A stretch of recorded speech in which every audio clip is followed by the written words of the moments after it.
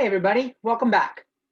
Today we're going to look at chapter 4 is on linear regression and stuff that has to do with lines. So before we take a look at it, maybe we should talk about how we graph stuff in 2 dimensions. So this is on chapter 4. We're going to do 4.1 and 4.2, and then that'll segue us into 7.3, where we'll use the skills from 4.1 and 4.2 in chapter 7.3. So graphing in 2 dimensions.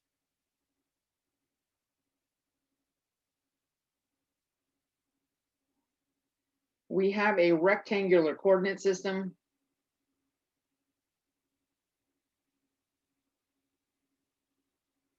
It's also called our Cartesian coordinate system, but that's not quite that important.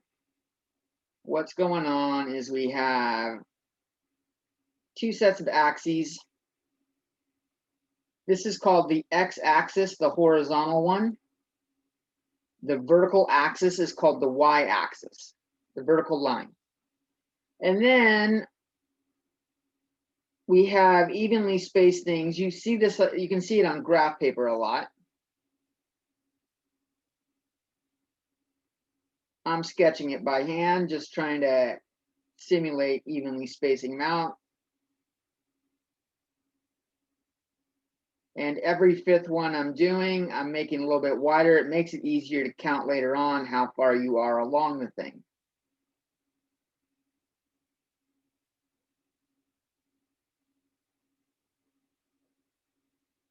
So the way we write coordinates, they come in an ordered pair. X comma Y is an ordered pair. And that pin's dead already. Grab a new one. And the way it reads, X and Y tend to be numbers. So let's take a look at something like 2 and 3. Along the x-axis, x values are positive, and to the right, and to the left is negative. So this would be 1, 2, 3, 4, 5. I'll put a 5 above the big one. 6, 7, 8, 9, 10. That's 10. If I go left, they go negative. Negative 1, negative 2, negative 3, negative 4, negative 5 is right there. Negative 6, negative 7, negative 8, negative 9, negative 10, right there. If you are comfortable with the way the graph system works, you could probably fast forward a little bit, but this isn't assuming that you don't know or don't recall or never learned it. So those are our x values. When we look at the y values, upward is positive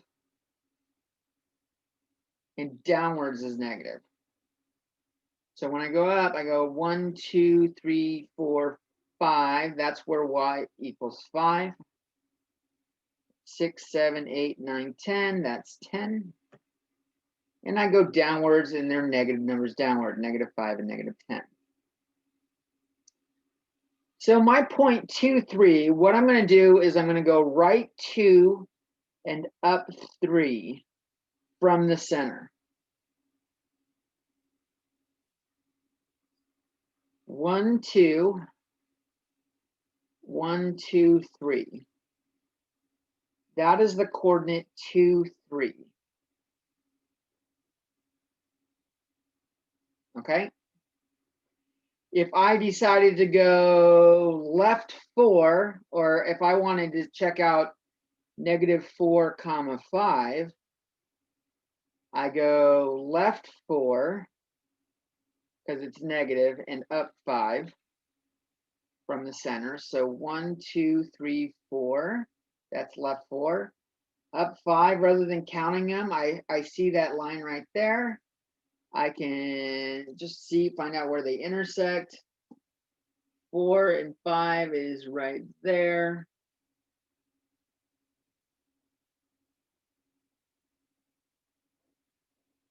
That's negative 4, negative 5. 1, 2, 3, 4, up 1, up 2, up 3, up 4, up 5. And If we want to count it going left 4, there you go. This is called where every number is positive. This is called quadrant 1.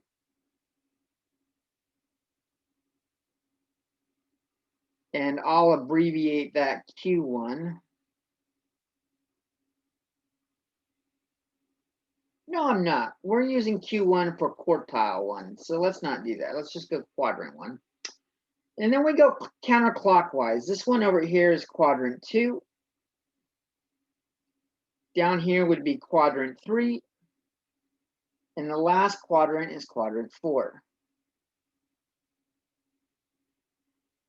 If I decided to check out -6, -3, I go left 6. This is 4, 5, 6. And then I go down 3. -6, -3 is right there. This is telling me I go along X -6, along Y -3, and what point is that at?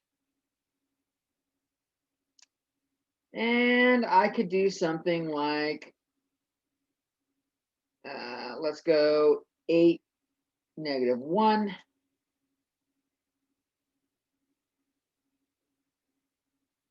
I go right 8, 3, 4, 5, 6, 7, 8. -1 is down 1. And I have a point right there. So if you've ever played Battleship with the A3, did I hit or miss? It's a lot like Battleship.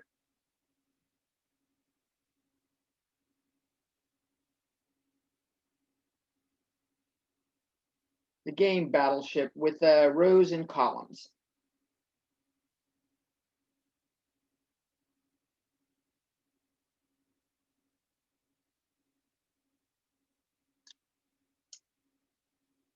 Ordered pairs are also called coordinates.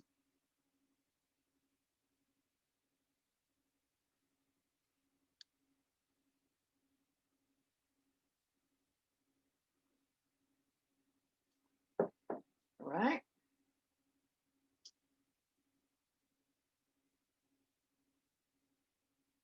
So now that we've looked at the coordinate system, let's take a look at lines, drawing lines on these.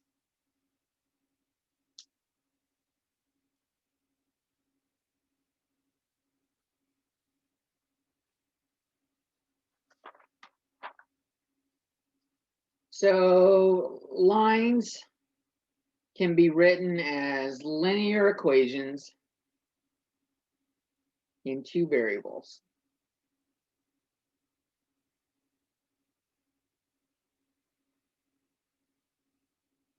The standard form of the equation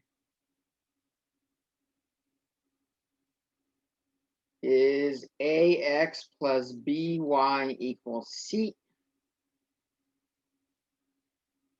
where a, b, and c are integers,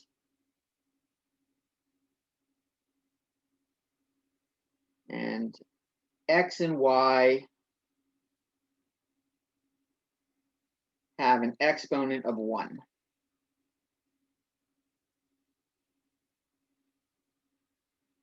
And when its exponent is 1, we don't show exponents of 1.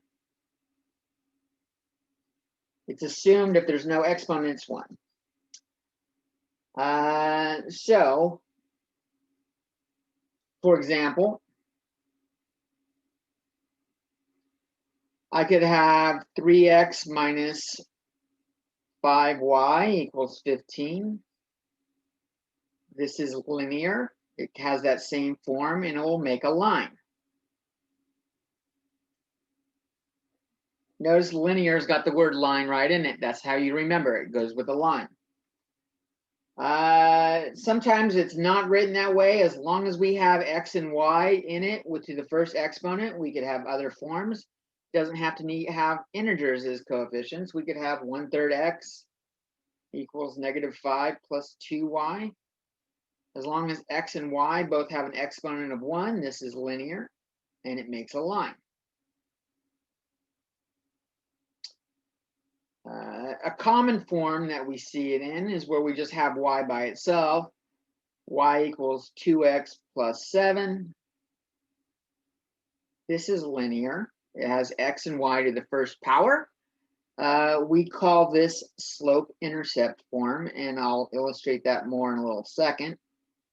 Slope-intercept form of a line is y equals mx plus b. So we'll go over that in a little bit. One that isn't linear, if I have something to a different power, this is not linear, and it makes a curved line.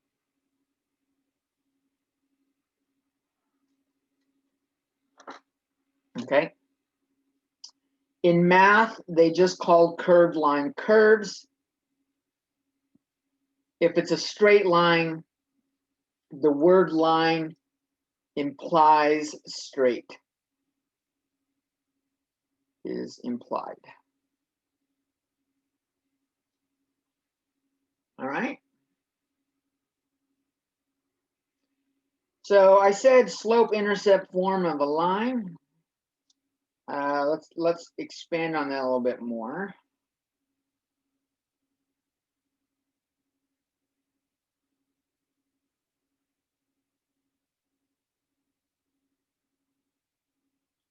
I got y equals mx plus b.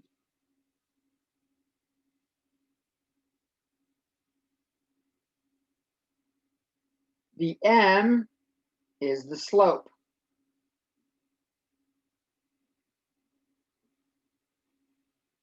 Slope is a change in the y, change in y values over a change in x values.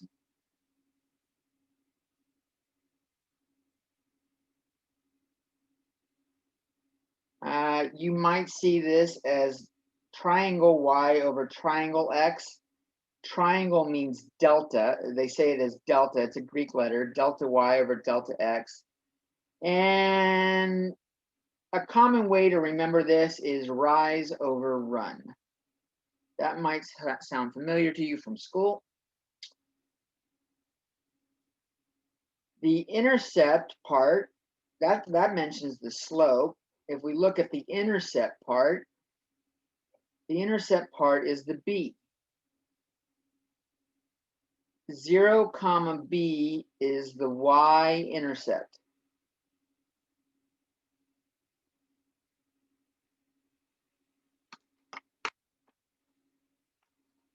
And I'll show that a little bit better on a picture in a second. So let's just look at an example. This might be easier with an example.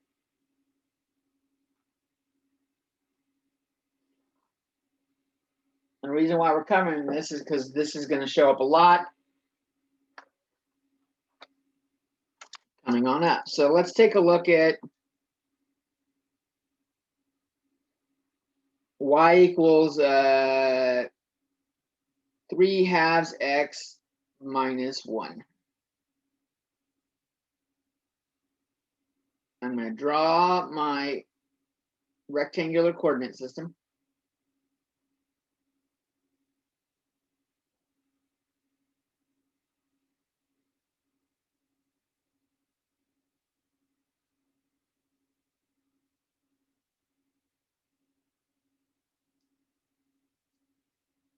So if I treat this as y equals mx plus b, m equals 3/2, and that's rise over run. The b in the slope-intercept form is positive, and that's like saying plus -1, so b equals -1. So my y-intercept, which I will use y-int from now on, is 0, -1. 0, we don't go left or right. X equals 0, down 1.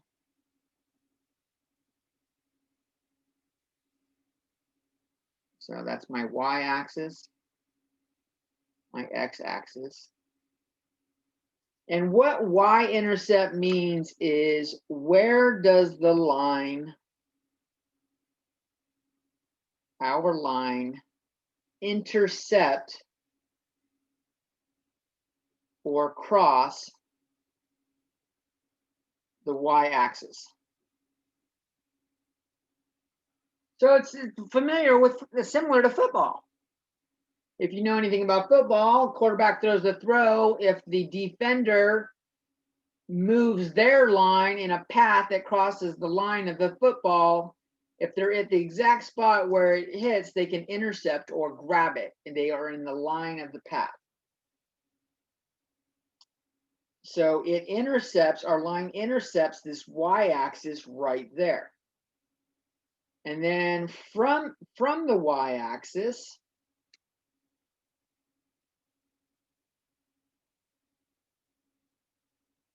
we can use use M to draw the line.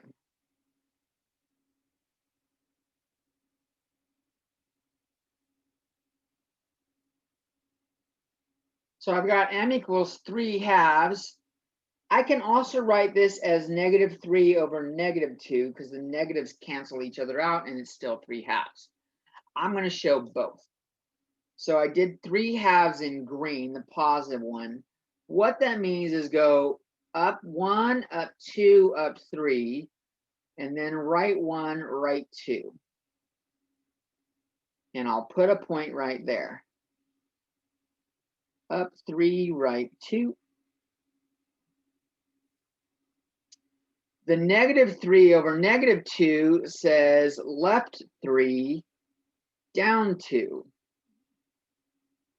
So 1, 2, 3, down 2.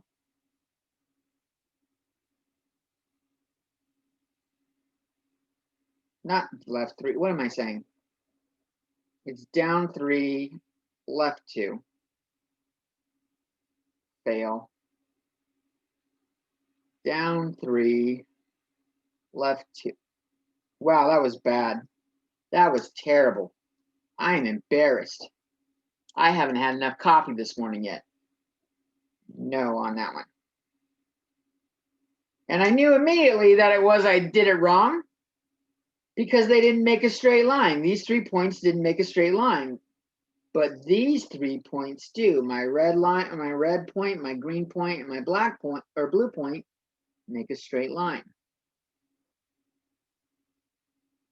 We put arrowheads on the end.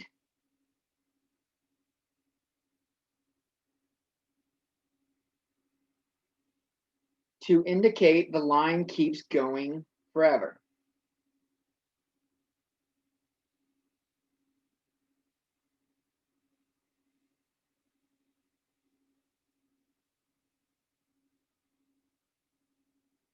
Forever is one word. I am not on my A game today. Let's take a look at another one.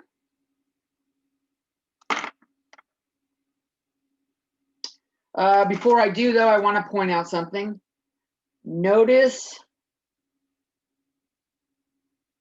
M was positive, or M was greater than 0. And it goes upward from left to right.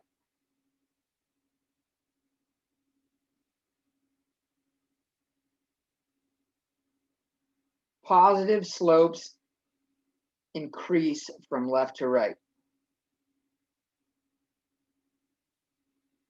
Increases the line from left to right.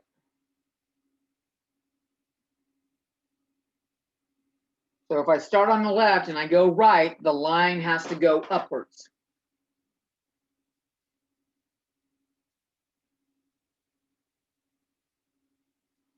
All right, let's take a look at another one real quick. Y equals -2x plus 1.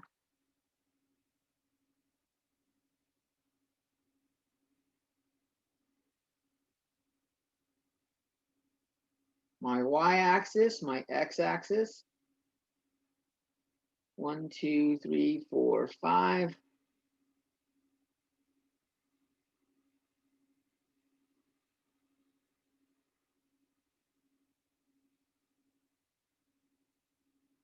So my m is that value. M equals -2. And -2 is the same thing as -2/1. Or I could put the negative on bottom and have 2/-1. My y-intercept is the value at the end that doesn't have an x.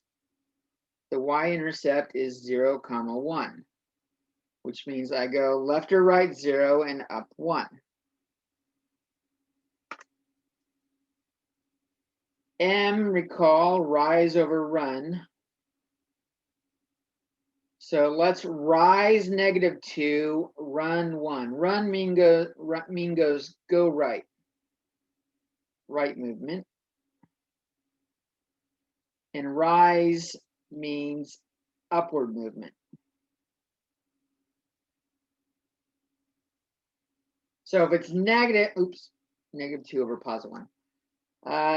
If it's negative, it means you're not going upwards, you're going the opposite of upwards, which is downwards. So I'm going to go down 2 and right 1. And then I'll do this 2 over -1. I'll make it my blue point. This is up 2, left 1. Rise 2, run -1.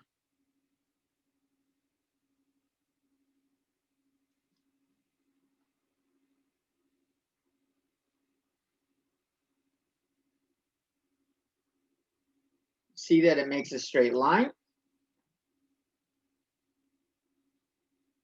Note again, M was -2, so M is less than 0, it's negative. And the line decreases from left to right.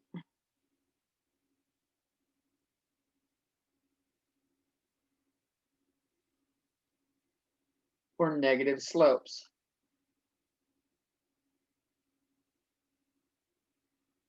It's downhill, going from left to right.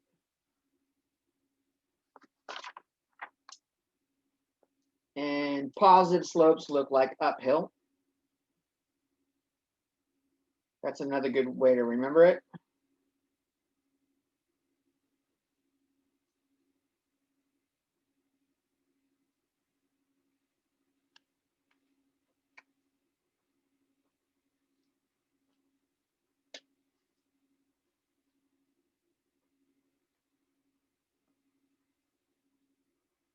So a way to read the slope, reading the slope.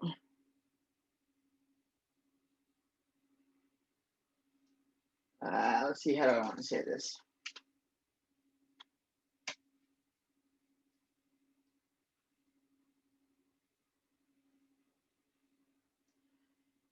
Every time x increases by 1,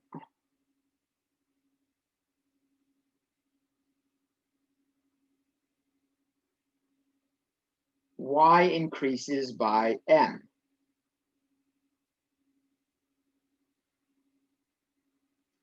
This is the general meaning of a line, or general meaning of slope.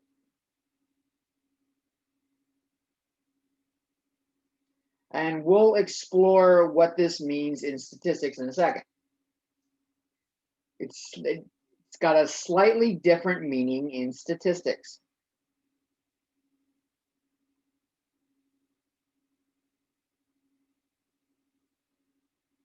Let me say the way we use it in statistics is a better way to say it.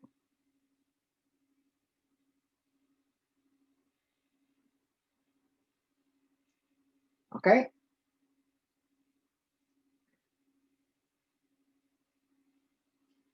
And I told you that's the y-intercept, where it crosses the y-axis. There is also an x-intercept. X-intercept is where it crosses the x-axis,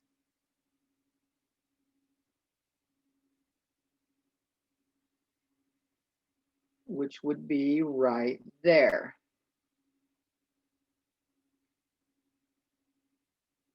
That looks like it's 1/2, halfway between 0 and 1, and it's the y value is 0. Okay?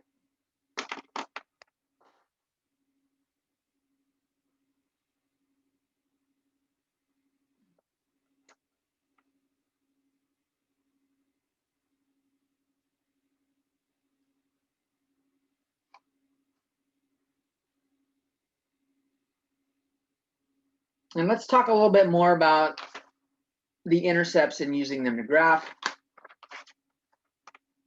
So graphing with the intercepts.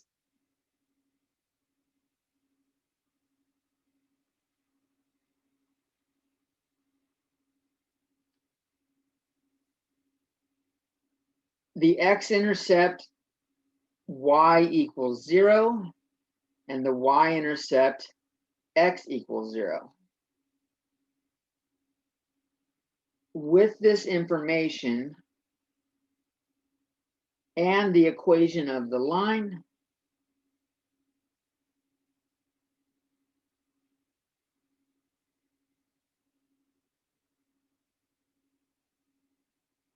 we can graph without the slope-intercept form.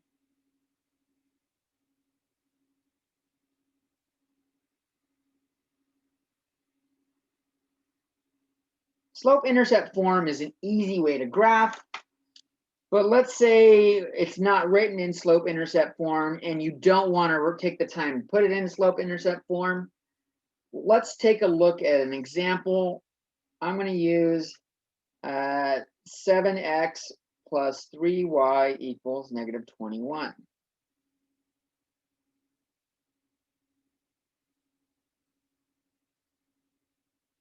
Okay? So let's find my intercepts and then we'll graph it. X-intercept, I know that y equals 0, so I can plug that in. I get 7x plus 3 times 0 equals -21, which means 7x equals -21. And to find x, just divide by the number in front of x. So divide both sides by 7. 7 divided by 7 is 1, and I'm just left with x. -21 divided by 7 is -3. My x-intercept is -3, 0.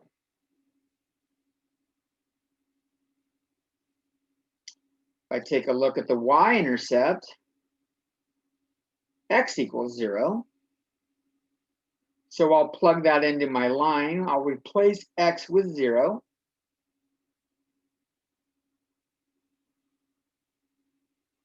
And 7 times 0 is 0. It just goes away.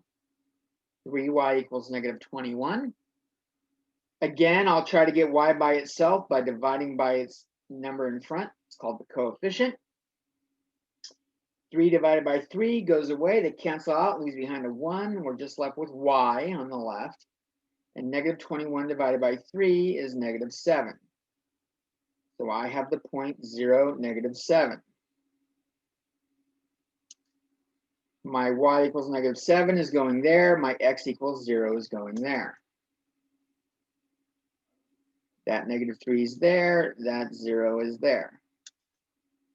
So it looks like I've got something to the left of the center and something below the center. And I can make my graph look like that a little bit better.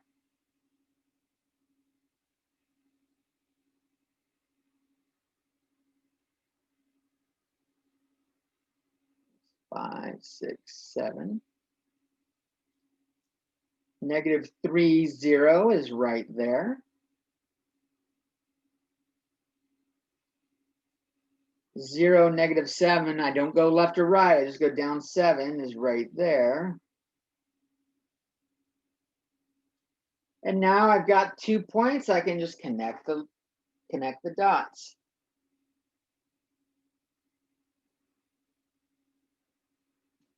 Okay.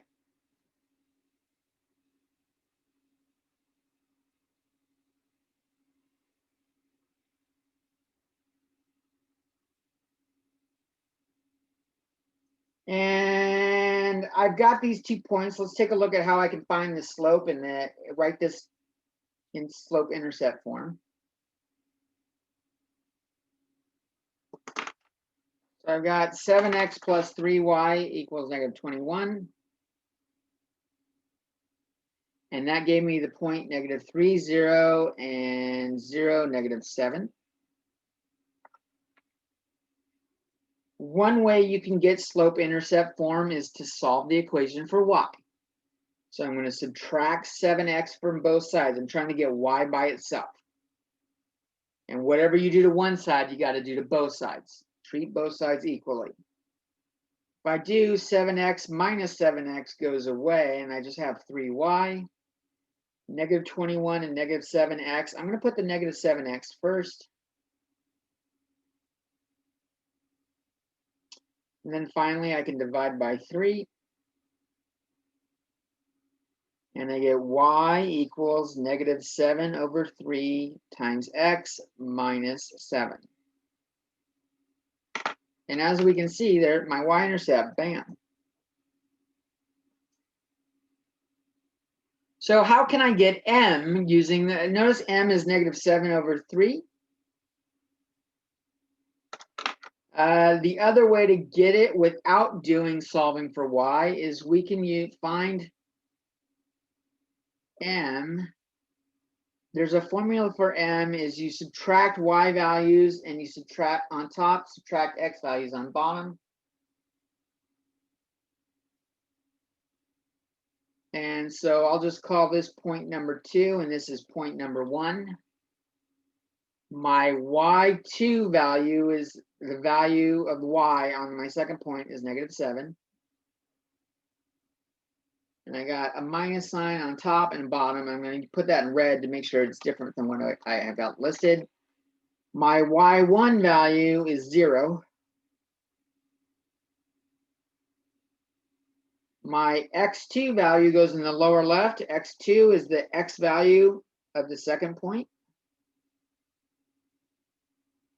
That's 0. And my x1 is -3. That goes in the lower right. -7 minus 0 on top is -7. 0 minus -3 turns into 0 plus 3. It's just +3. And notice I can get my m that way. So there's a couple ways to write it that way. I think that might be enough on lines. And now we'll get ready to start chapter 4. All right, so let's take a look at chapter 4. Chapter 4, we've got scatter plots. We're going to look at correlation and least squares regression.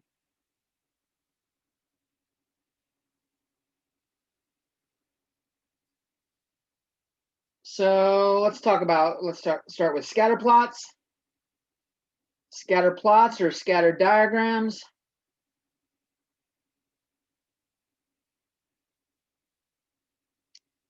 Show relationships between two quantitative variables that have numerical values.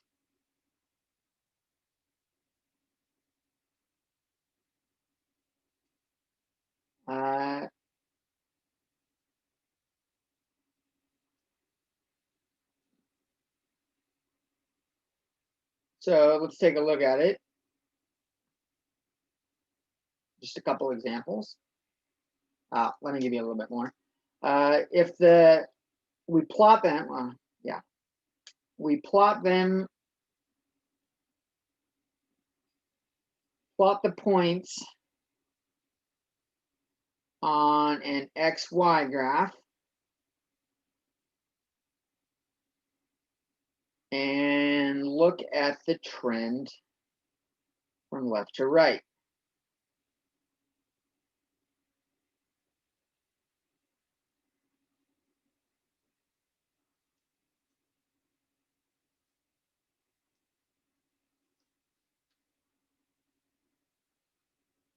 Okay.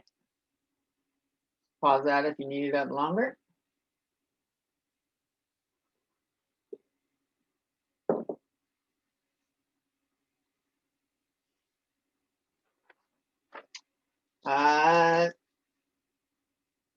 So we're doing it on the XY graph. We're going to use X is going to be our explanatory variable.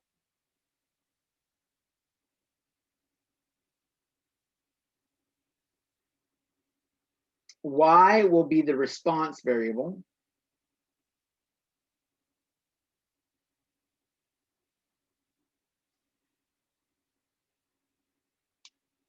And let's pull up, let's go to one of our classes.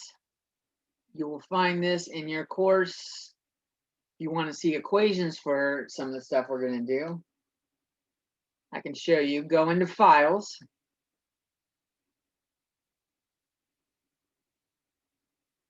Let me restart that. In Canvas, Files. Click on, should be Useful Handouts. Let me double check it.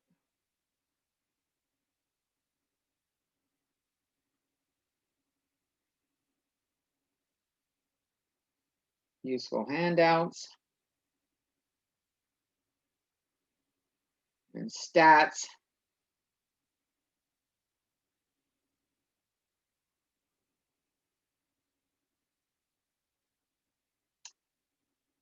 Stats Formulas. It's called, the file is called Stats Formulas. And we're going to look on page 5, table 2. That will have our critical values that we'll see in a little bit. Let's take a look at what else we have in there.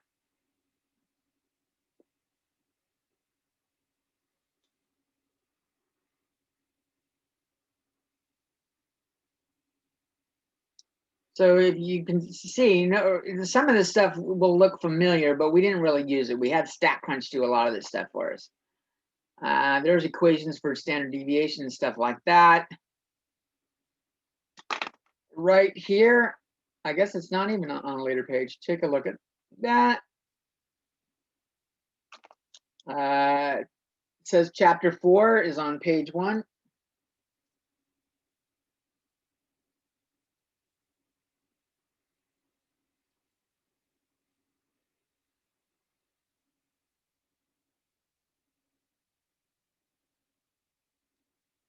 And we can write down the formulas if we'd like. Correlation coefficient, which we're going to do in Statcrunch, but it's good to know what it looks like, where they're getting it, how they find it. We use the letter R. R is the sum of X minus X bar over S of X times Y minus Y bar over S of Y. And then all of that is divided by N minus 1.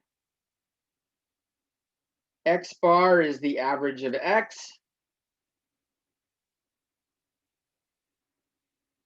Y bar is the average of Y's.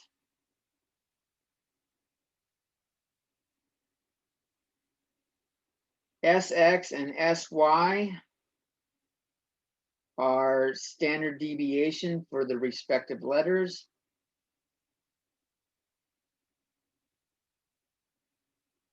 For X and Y.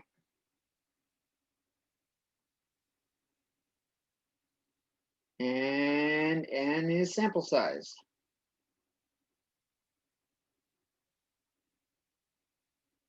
sigma, that means add up what follows. They might give you a small exercise like this in the homework, just to check it out. There is some other things we're going to use here, and I'll get to them in a second. Notice they've got information right here on y equals b1x plus b0. That looks like a lot like y equals mx plus b. I told you about that we were going to use slope intercept form. We'll take a look at that in a second. But you're also going to want from here, if they don't give it to you in Statcrunch or the homework when you're doing it, come down to the 5th page. Where is it? You should see a table. There we go, tables. See where it says critical values for correlation coefficients? We'll use that. We're going to use that in a little bit. It's on page 5. And also, table 6 has critical values for normal probability plots. Critical values, I'm going to call CV for normal probability plots. That's going to be in 7.3. That's where we're getting to at the end. Usually, the homework will give you this table and not make you go look for it, okay? But there is a table of values that we can use. All right? And again, that's in Canvas. Go into Files, go into Useful Handouts, go into Stats, and you can find that right there. Let's go back to our lecture. Notice how bad, look how horrible R is. How horrible the formula for R is.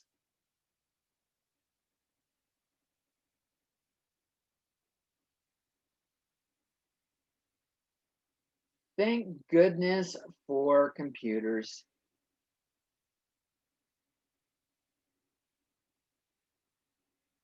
Statcrunch finds it nice and easy, but so do other statistical software. If you know how to do it in Excel, Excel will find it. Let's take a look at the way these scatter plots work real quick. So back to scatter plots. I diverged for a second. Back to scatter plots.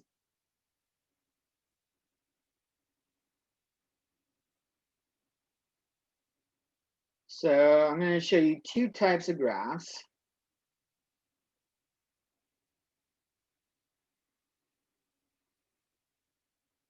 In both, the y is the response variable. Remember that.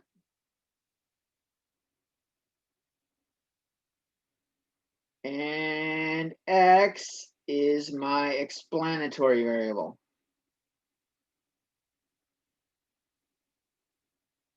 It's kind of helpful. X and explanatory, they have the same sound. X, X. It's an easy way to remember it. Okay. So scatter plots, let's say I've got points going like this.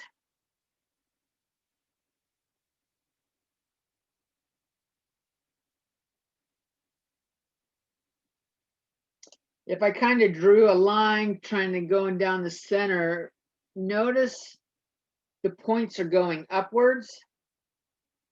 This line has a positive slope.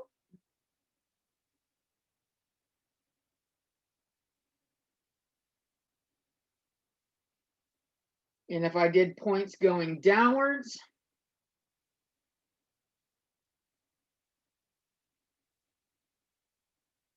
even if there's one that's way off the path, most of the points are going like that. This line has a negative slope.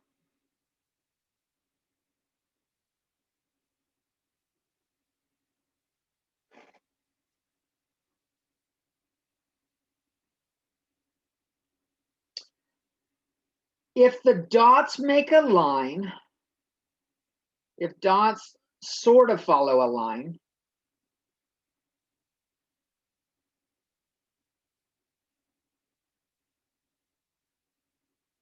we say this has linear correlation. Put it over here, linear correlation.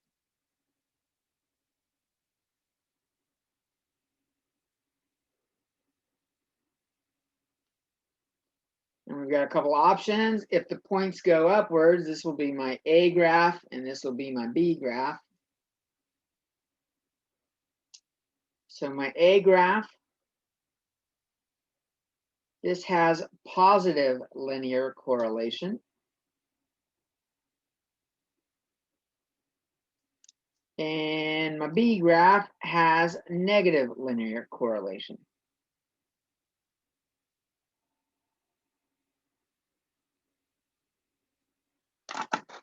I should shut my door.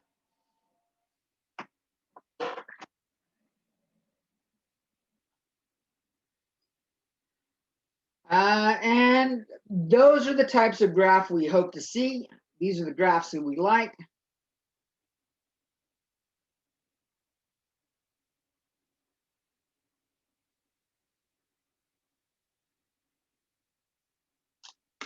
There are other things that are not linear. So scatter plots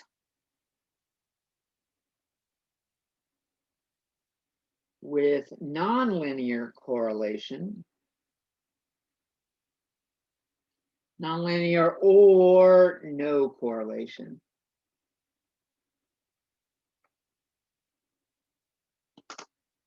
I could have something that looks like this. I'll draw a few.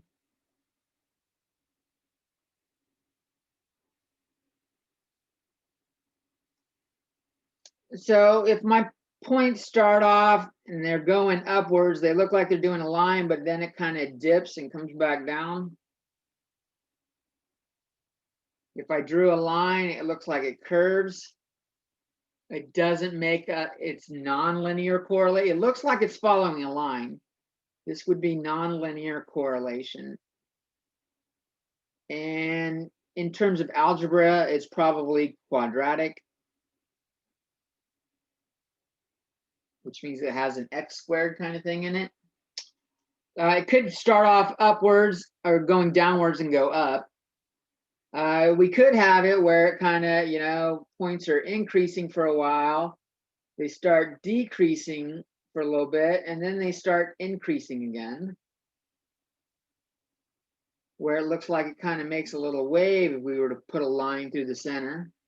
This is nonlinear, and it's probably cubic looking at it. Cubic, but do you need to know it? No, you don't need to know those. The point is, main point is nonlinear. That's the important part. And then I could just have points everywhere, you know.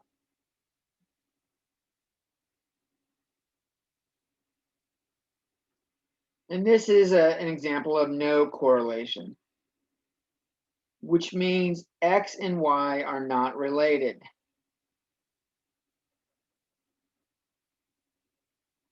Have no relation.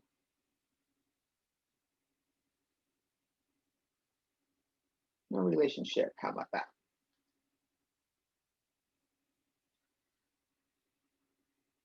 So we will focus on the linear correlations.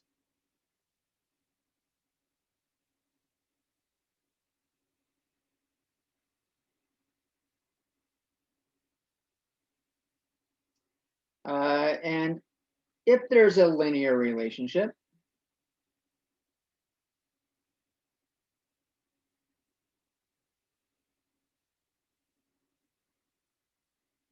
we can find the linear correlation coefficient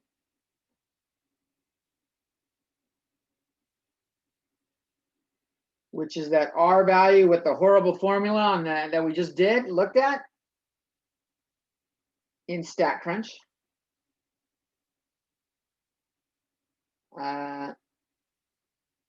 And sometimes it shows as big R. Sometimes it's big R.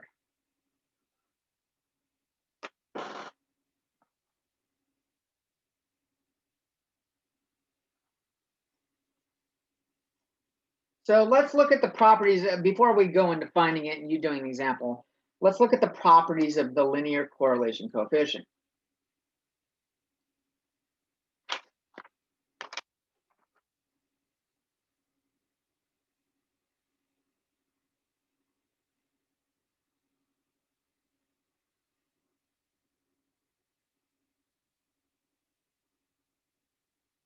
Coefficient means value in front of a number or a variable. The value in front of x. So our first property, R is always between -1 and +1.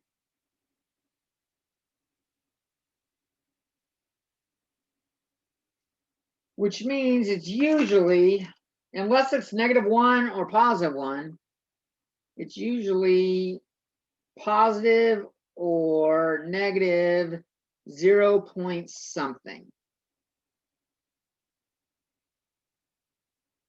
And, you know, a bunch of numbers after it. Property B.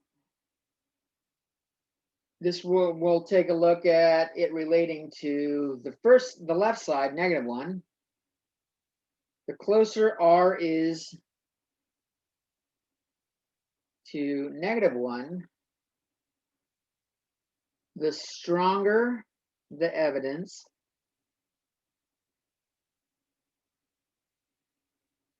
of negative correlation.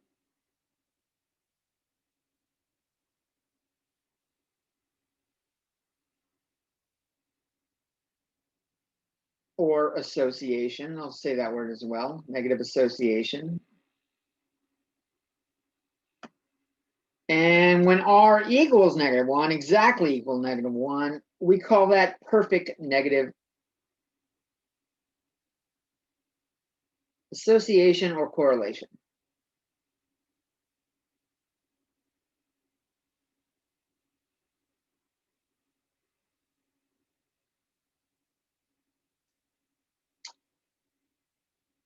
And let's swing to the opposite extreme.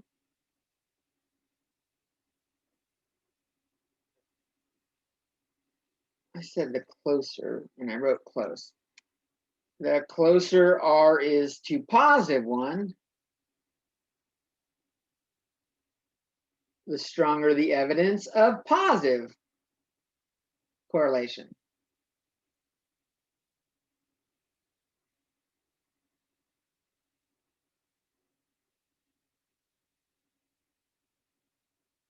Positive association or correlation.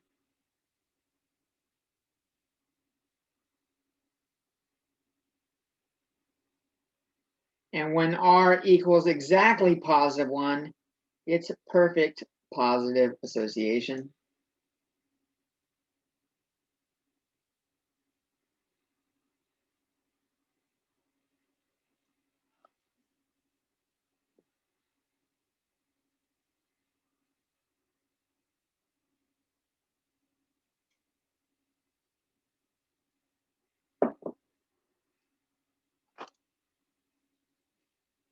And finally, those are the extremes. What about near the center?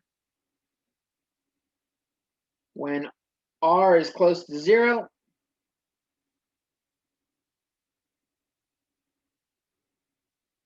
or R is approximately equal 0, there is little or no evidence of a relationship, of a linear relationship.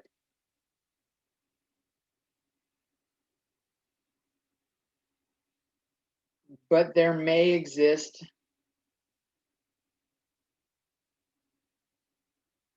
other relationships, like maybe quadratic or cubic, something like that.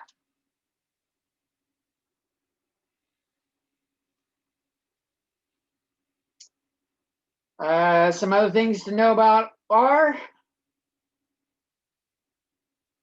R is a unitless number.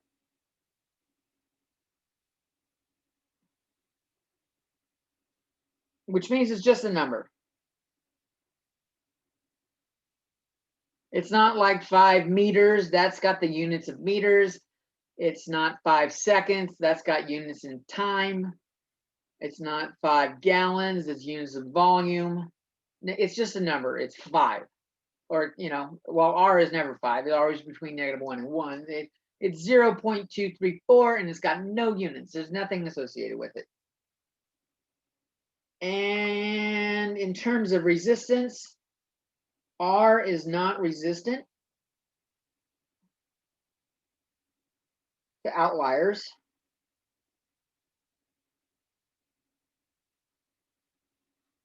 Which means outliers can have an impact on R.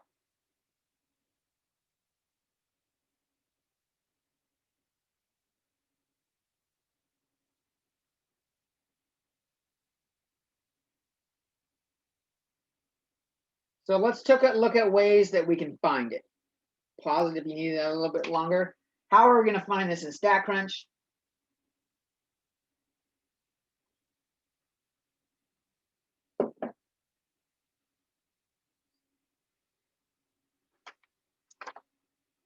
All right, so finding R in Statcrunch.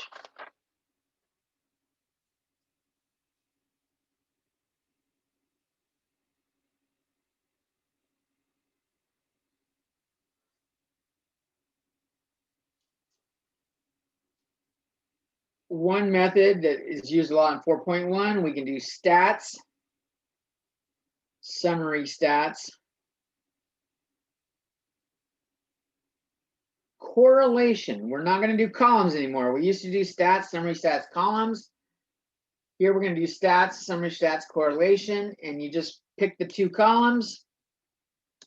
Pick the 2 columns of data.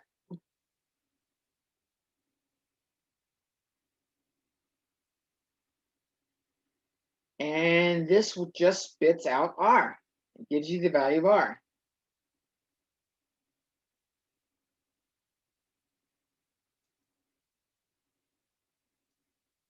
Another way of finding it that has more information is probably a lot more useful. Stats. Then we're going to go regression. And then we'll go simple linear.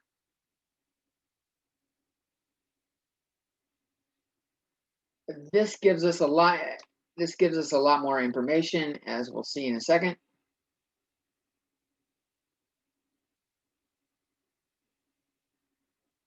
Like the equation of the line is a big one. Like the equation of the line of best fit.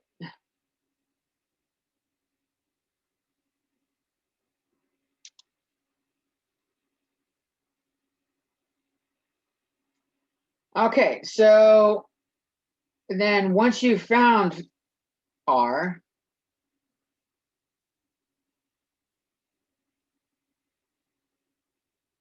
we can test for a linear relationship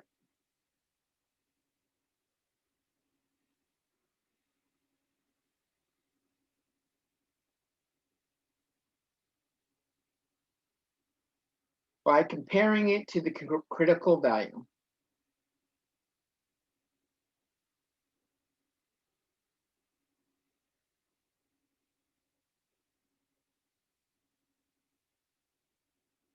That was in the stats formula document. Page 5, table 2.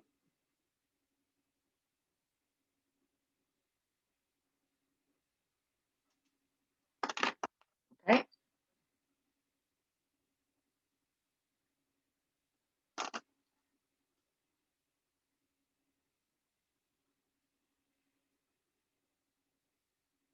So how do we test for it? Testing for linear relationship.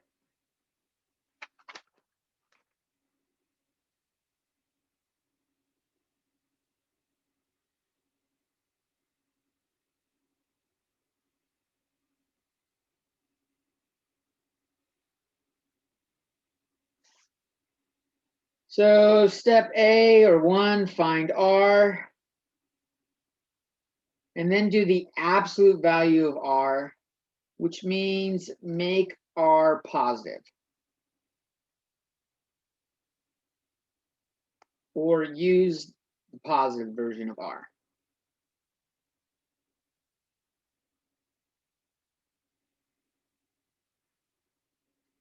B, find the critical value, CV.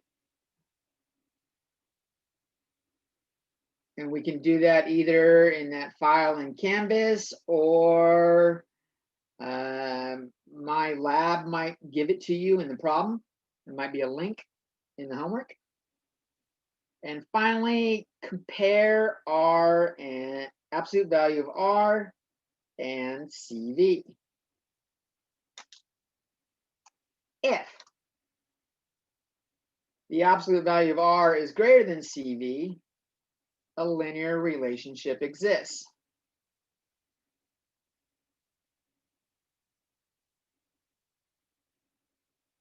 And then we look at the actual R. If R is less than 0, it's a negative linear correlation.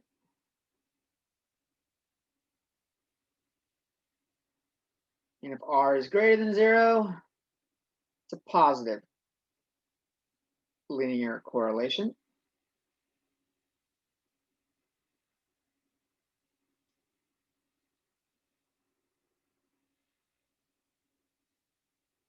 And then if R is the absolute value of R is less than CV, no linear relationship exists.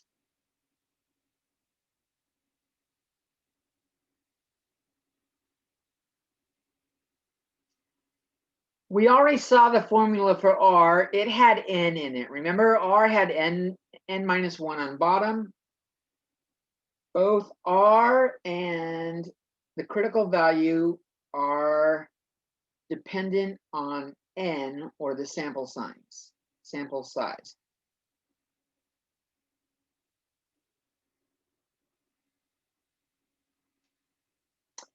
If I bring that table back up,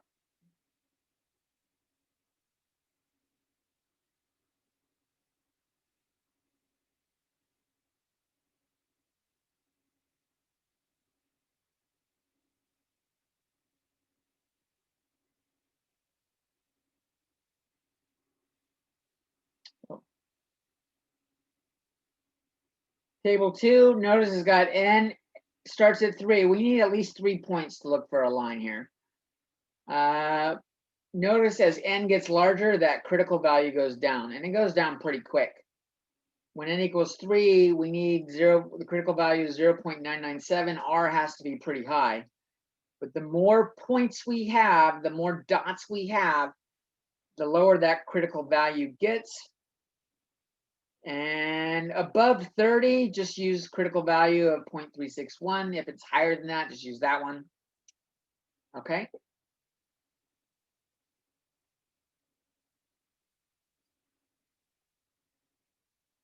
So what are we going to look at? Let's look at an example.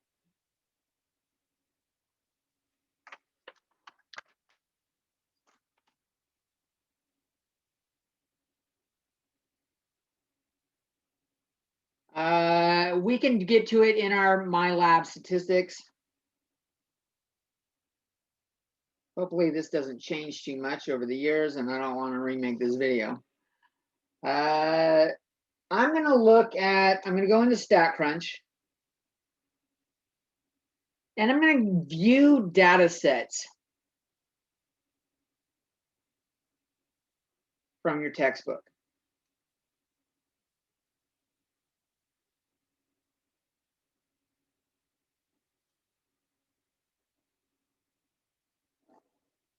Okay.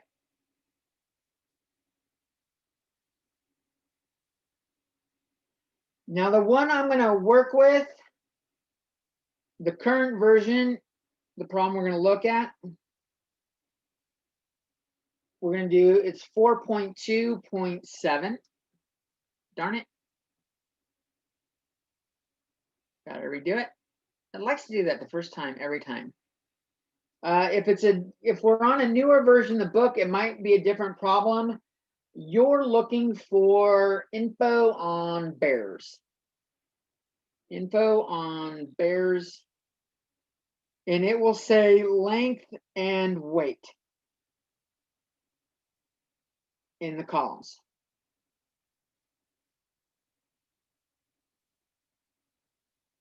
So my textbook data sets, I'm going to go to chapter 4, and I'm going to use 4.2 problem 7. Let me change the wording of that.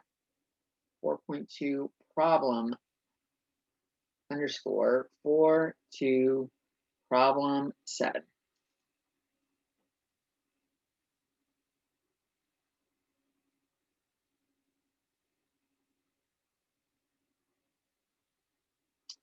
So the bears problem has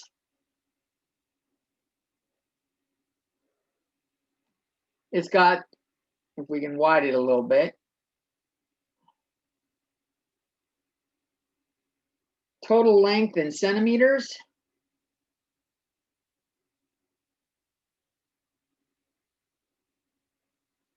and weight in kilograms.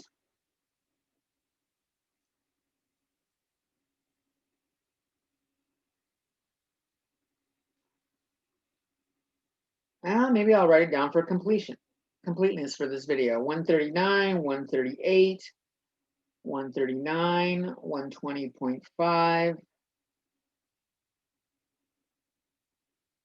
149, 141, another 141, 150, 166, 151.5, 129.5, and 150 are my lengths. My weights are 110, 60, 90, 60, 85, 100, 95, 85, 155, 140, 105, and 110.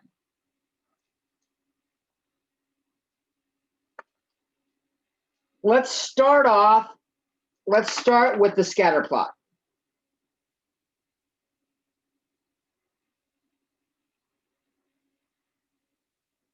Now, I told you what the graphs look like, but I didn't tell you how to get it. So let's look at that now.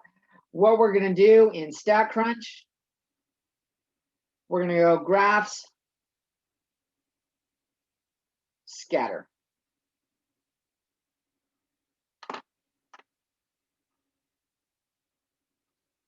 Graph, scatter plot.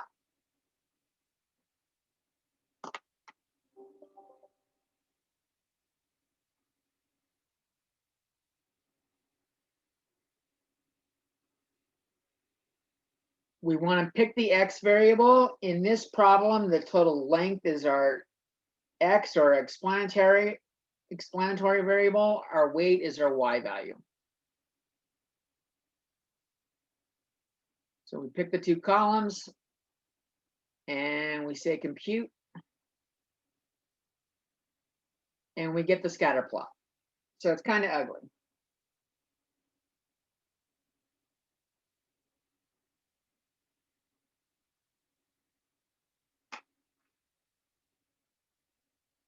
Okay.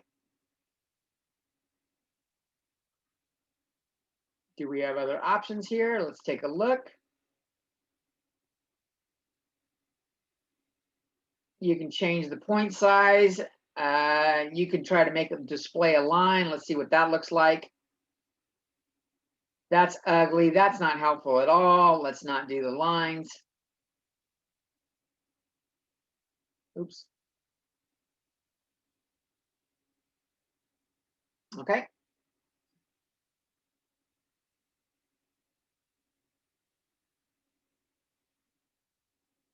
Important thing to notice here. Statcrunch shows 12 as the last row, n equals 12.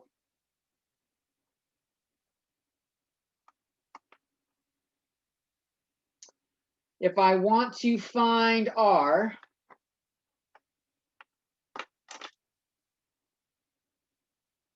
let's test for linear correlation.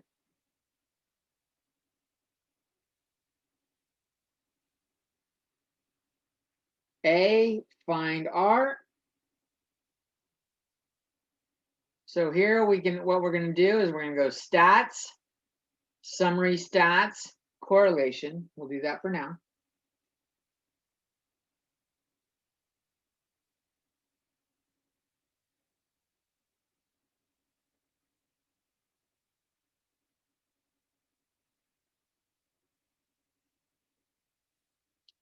Just select both columns that you want to do the correlation and click compute.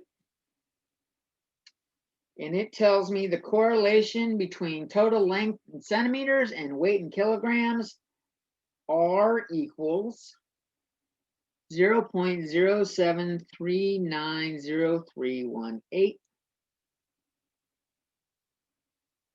Then B, we're going to find the critical value for n equals 12.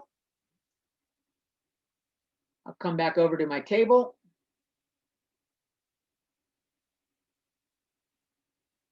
N equals 12 is right there, 0.576.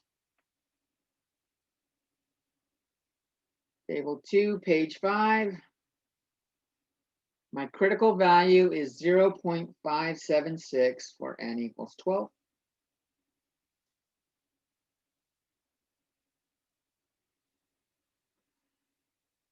And now we compare them. The absolute value of R is the absolute value of 0.7039. I'll stop there because critical value only goes to 3 decimal places. I don't even need 3 here, which is just 0.7039.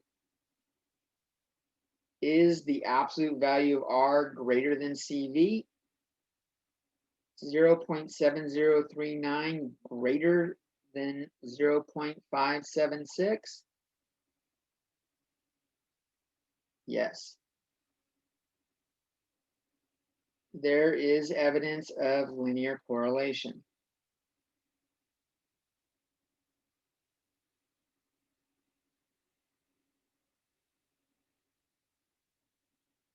R was positive.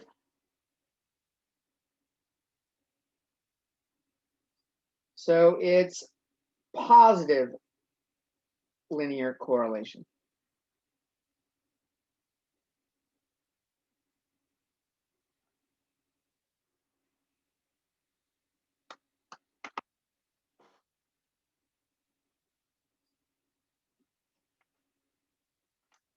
So if there's positive linear correlation, we should be able, let me pull my graph back up. We should be able to make a line, right? What's the line? How would I do the line on this one? It looks as weights get, or the lengths get larger, it does go up.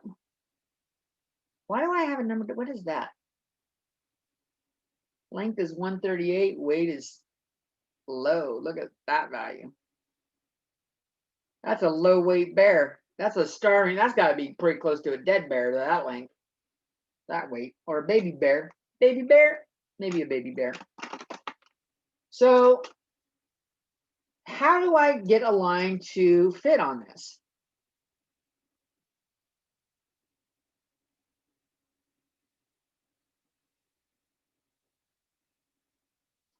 Let's just jump to the Statcrunch and then I'll explain to you what they're doing.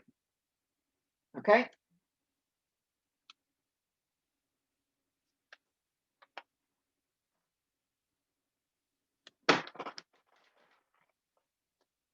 So in Statcrunch, we're going to go stats, regression, simple linear.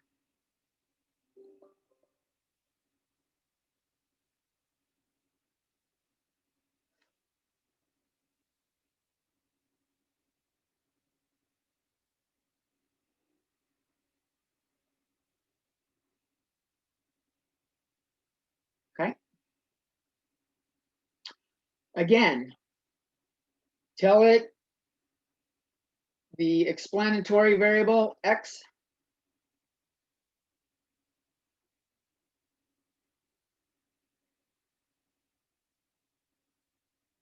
for x and response variable column for y.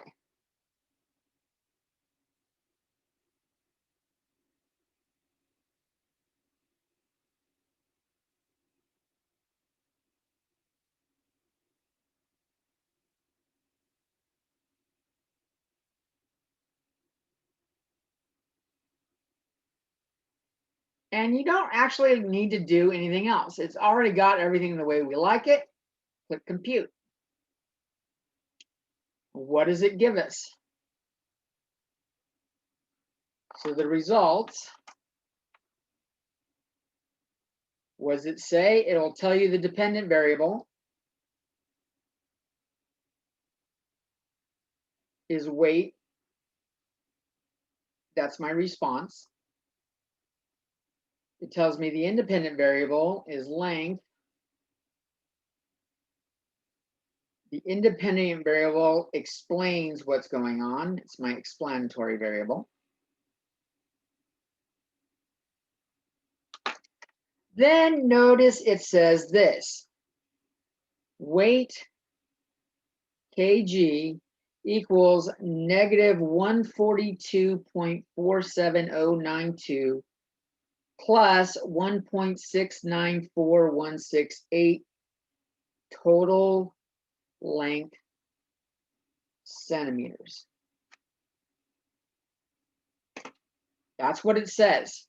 Now, before I go on to the next line, let's point out what that means. This weight kg was my response variable. It's y.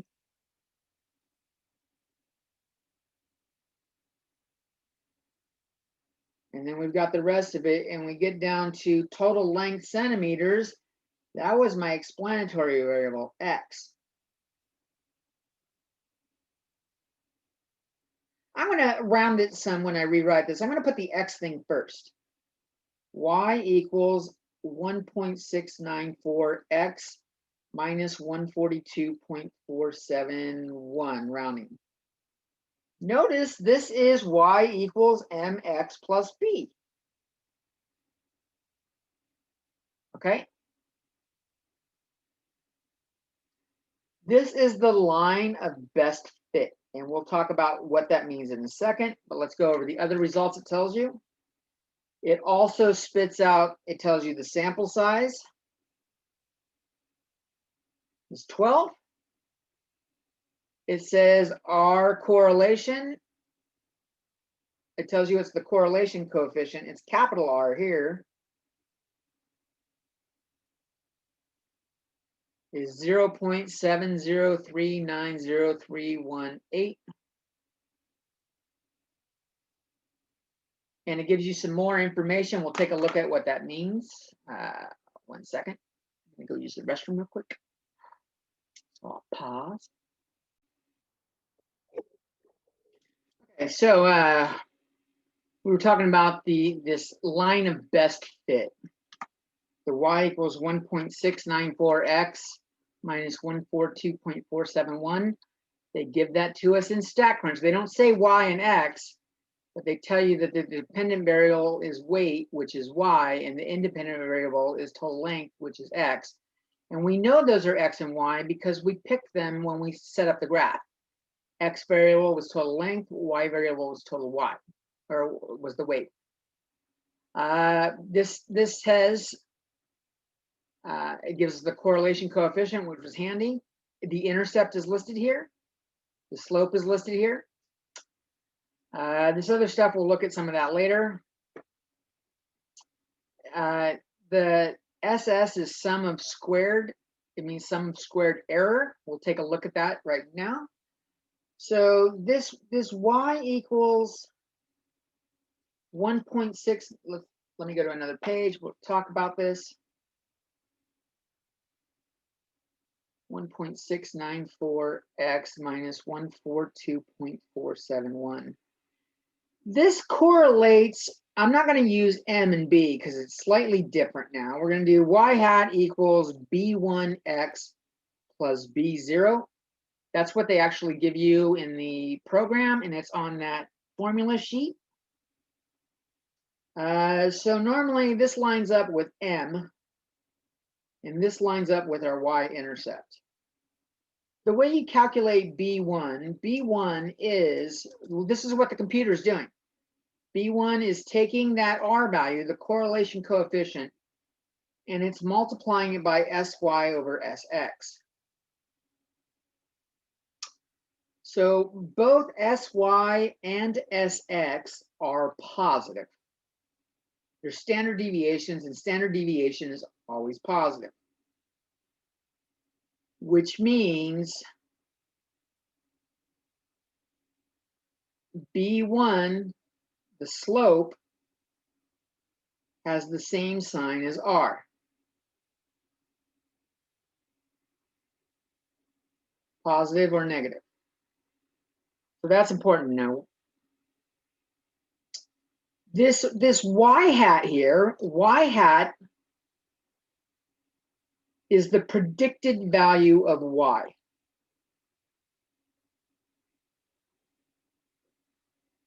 Okay, it's not the actual value. Notice how in Statcrunch this has another arrow. If we click on the arrow, it should show us the graph. It shows us the graph, and notice the red line on the graph.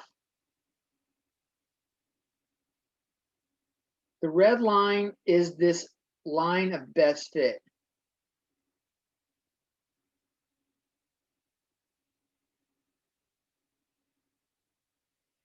It's predicted values of y given a specific x. Notice none of the points are on the line.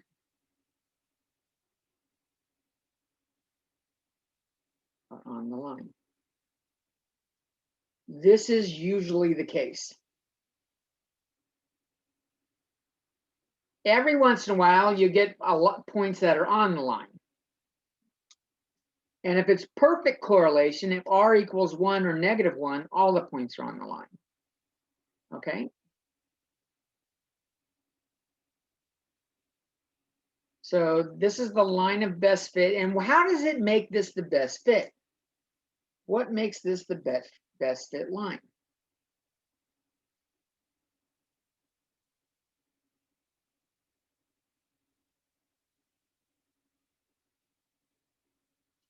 I'm glad you asked. So I'm going to freehand. I'm not going to use that specific graph. I'm going to do something similar.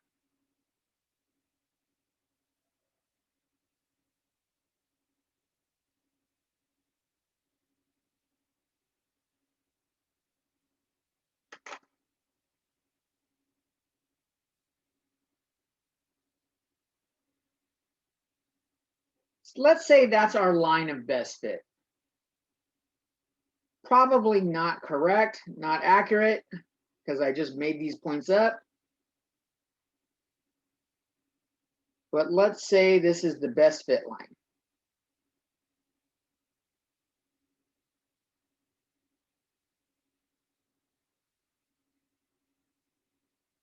Fit line.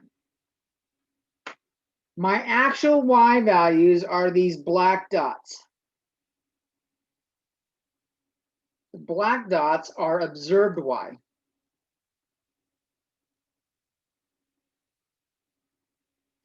Observed y values from actual data.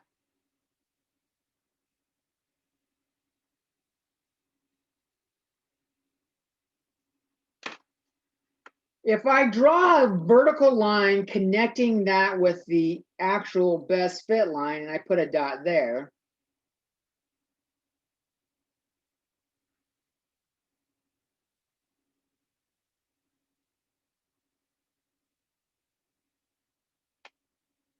the green dots are on on the red line or on the best fit line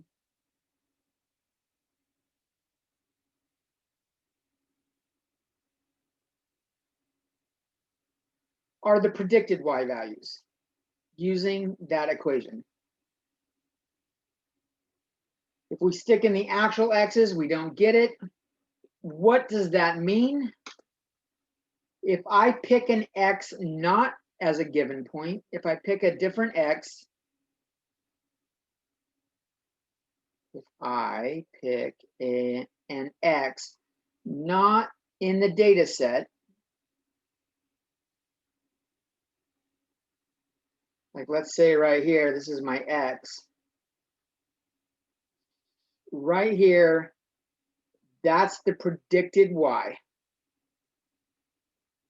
It may not be on the actual line.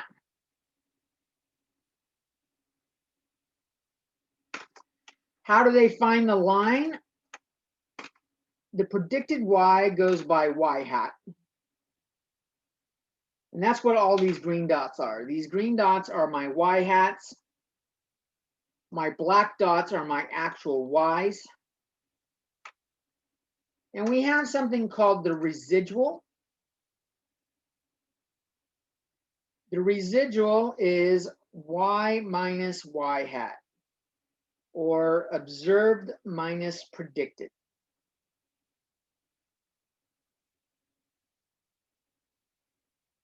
Okay?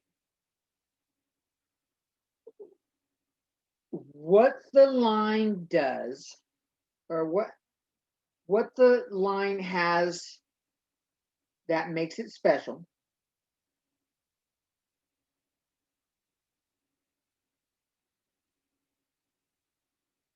is that if we take y minus y hat for all of them and we square them and we add them all up, this is the smallest value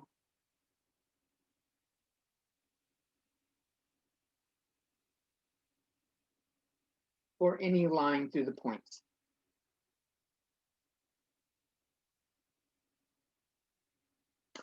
Now there is an applet in the assignment. Please do the applet. Please do the applet in 4.2. It'll show this pretty well. So this is the residual, and we're squaring it, and we're taking the sum. This is called the sum of y minus y hat squared is the sum of squared residuals. It's also known as the sum of squared errors.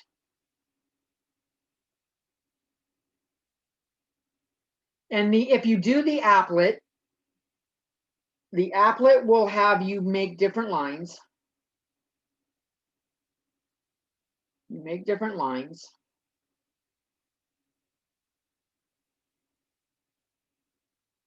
And it will show you this value.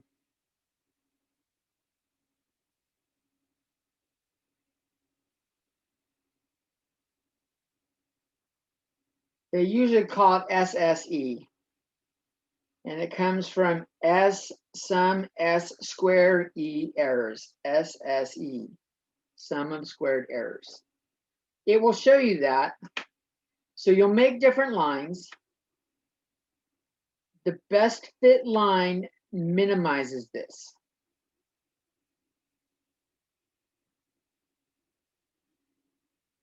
Minimizes this sum of squared errors.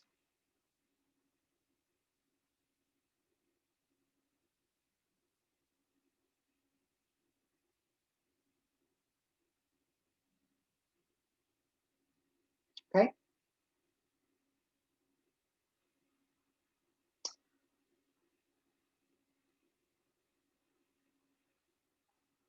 This process of finding this line is called least squares regression.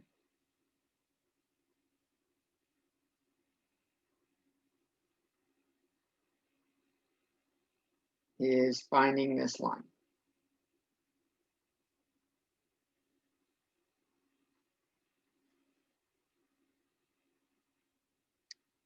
By hand,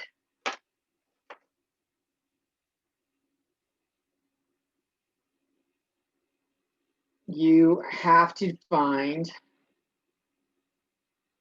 well, it was y hat equals b1x plus b0. B1 had r in it. It had standard deviation of y, standard deviation of x. R had in it x hat or x bar and y bar, which was the mean of x and the mean of y, the y values, for the observed data. And that applies to standard deviation, goes off of that. And so you have to calculate a lot of stuff by hand. R was a very tedious problem by hand. It used all of these as well. This is a pain in the ass to do by hand. In Statcrunch, though, it's as simple as stats, regression, simple linear. Simple in Statcrunch.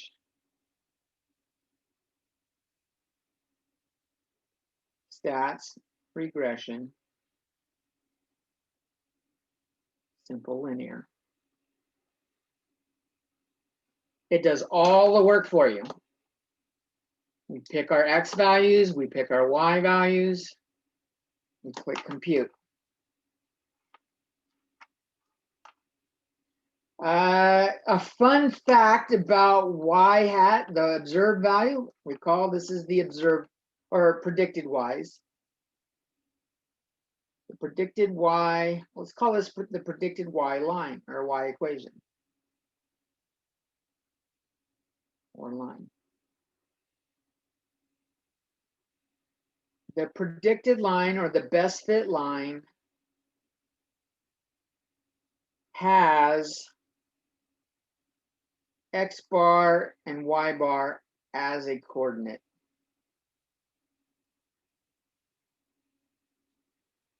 The mean of X and the mean of Y is on the line. That's one of the questions they're going to ask you in the assignment. And so I thought I'd mention it real quick. Let's see what else we're doing here.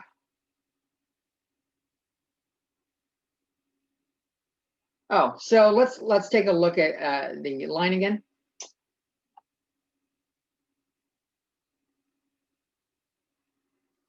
So if we look at the line again and we see that it's going up, and this was about bears. Recall this was about bears. Bears' length versus their weight.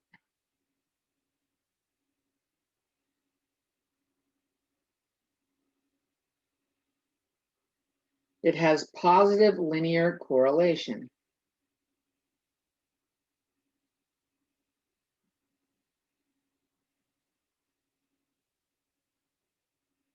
One thing to note, does this mean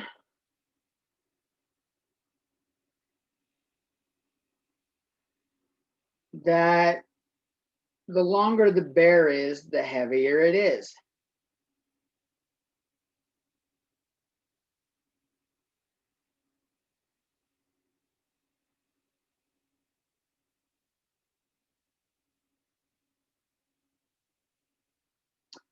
Not necessarily. Look at these dots right here.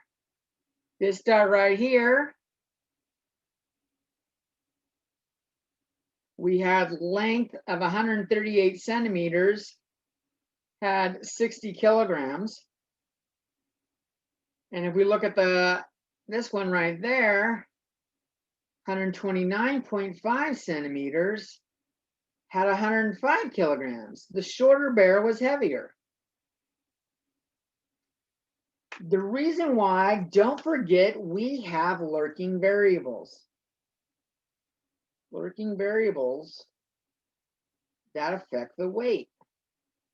It's not just the bear's size.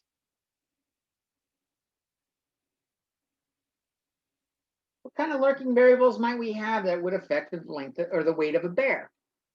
the taller someone is, generally they weigh more, but some tall people are skinny, some tall people are heavy. We could have diet could be a lurking variable, exercise. Some bears are more active than other bears. Genetics or metabolism.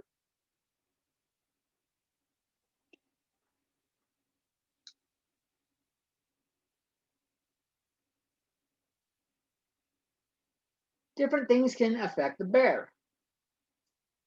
So the important thing to note, this correlation thing, I want you to note, correlation does not mean causation. That's what they say. That's the phrase.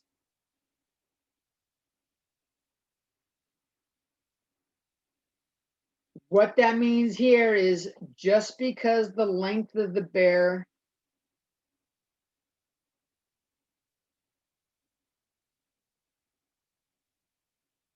correlates with the weight, I think that should be 1L, correlates with the weight does not mean, not capital letters, does not mean length causes weight.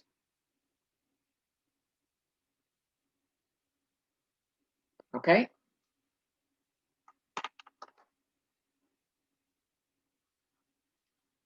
Here's another example of that idea. This is a fact. Fact.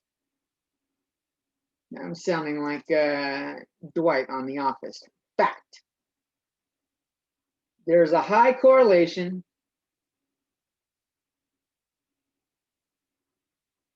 between crime rates and ice cream sales.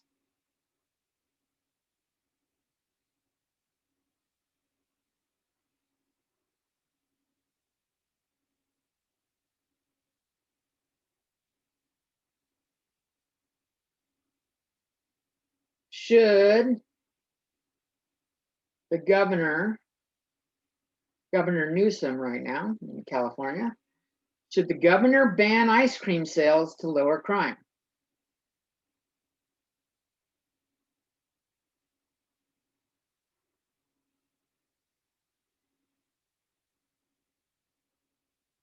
If ice cream sales are causing high crime rates, yes. That's important to know. If ice cream sales are causing high crime rates,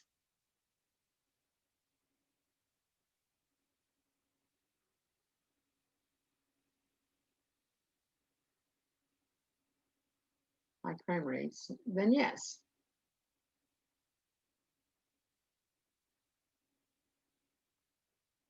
This positive correlation does not mean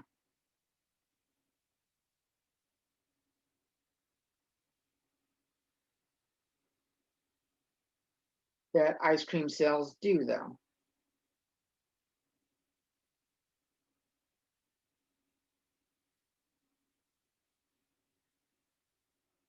What else do they might have in common?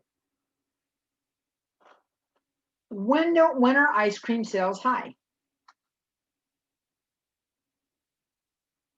Ice cream sales tend to be higher in the summer when it's hot. The lurking variable here is temperature.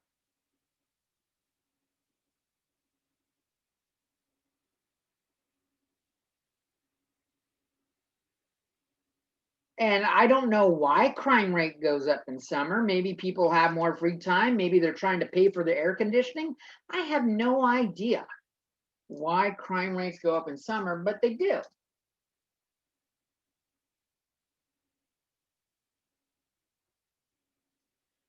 So more information on that best fit line. The best fit line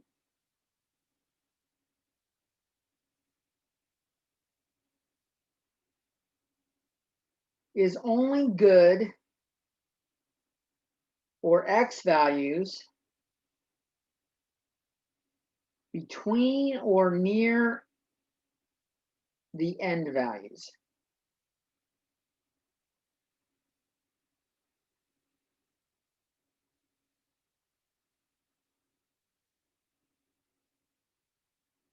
Now, I don't, this graph looks pretty bad. Notice it goes 120, 130, 140, 150, 160, but the gap between 0 and 100 isn't there. Let me draw what that really looks like. On our bear graph,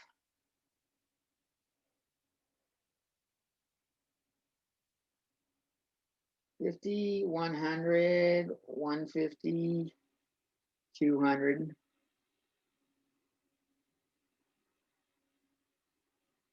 $20, $40, $60, $80, $100.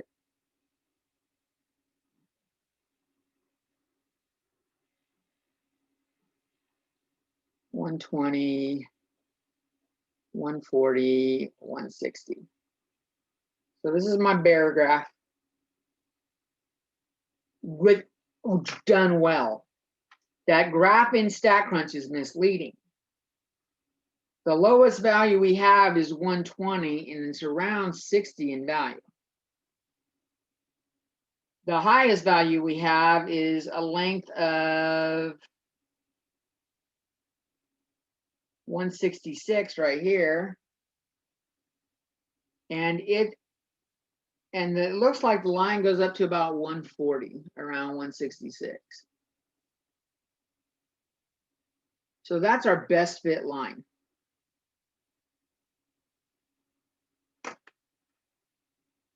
If I try to extend the line,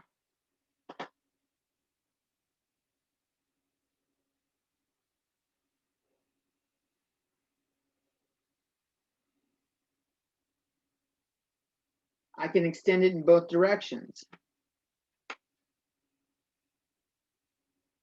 And let me rewrite the equation of the line again. It was y equals 1.694x minus 142.471.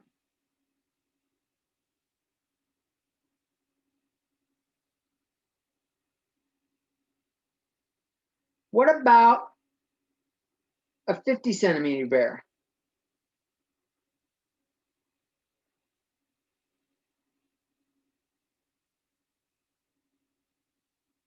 We'll plug that in right there. For x, y equals 1.694 times 50 minus 142.471.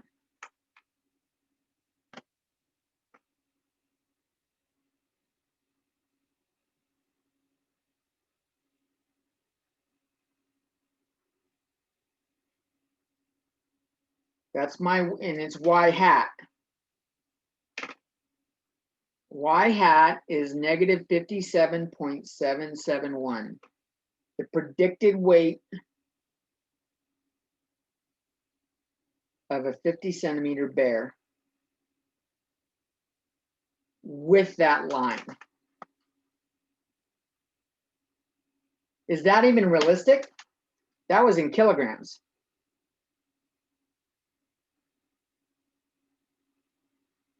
So apparently my graph is bad. It should be lower. It should be below the line here. I didn't draw it to scale. The point is, it shows it's unbelievably low. So this should be down here.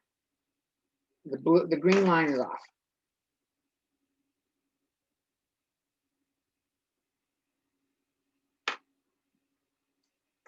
I can't have negative weight bears. And what's the problem? X equals 50 is far outside my X values.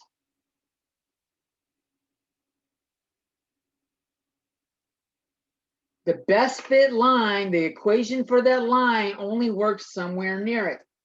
We might be able to go out a little bit, a little extra for predictions. And we can go a little bit that way. But if you go too far off, the actual line may curve. Actual line must curve. Maybe it does something like this.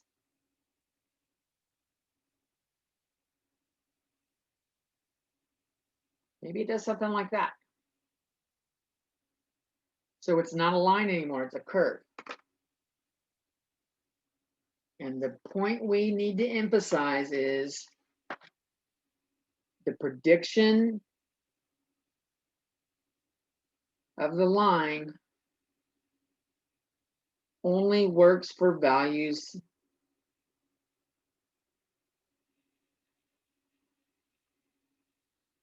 within the X range and maybe a little outside.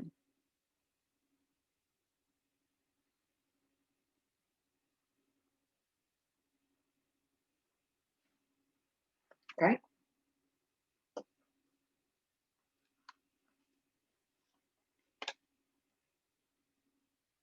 It is worth noticing that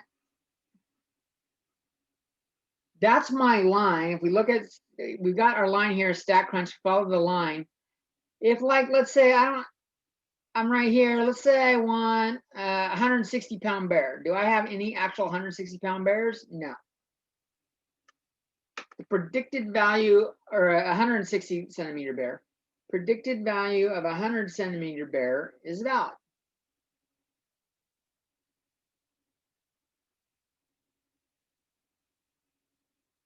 Is valid because it's in the range. 160 is in the X range.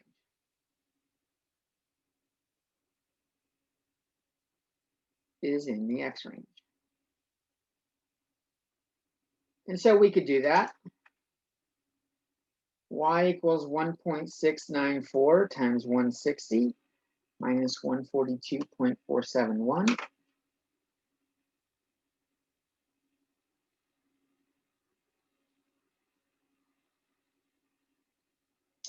I'm getting 128.569 kilograms.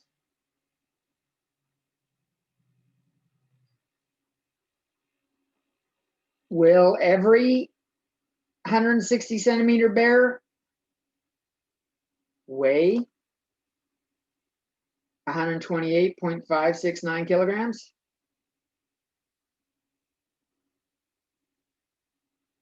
No, no, no.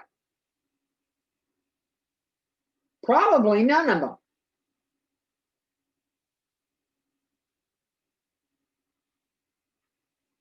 But they will be close to it.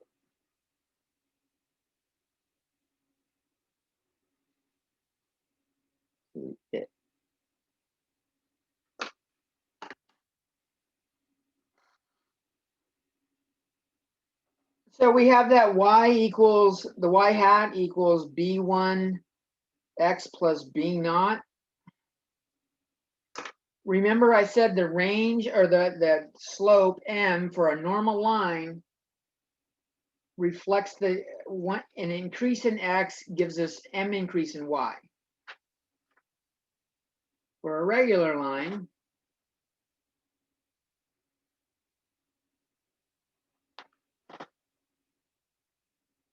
with slope m,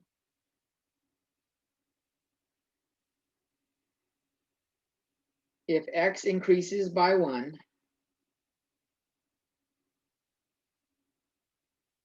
y increases by m.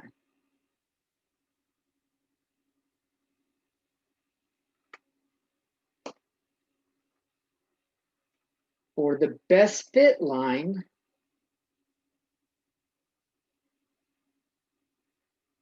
with slope, we had b1.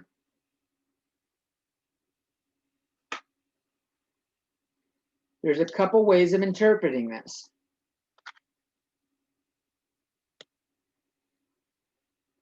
If x increases by 1,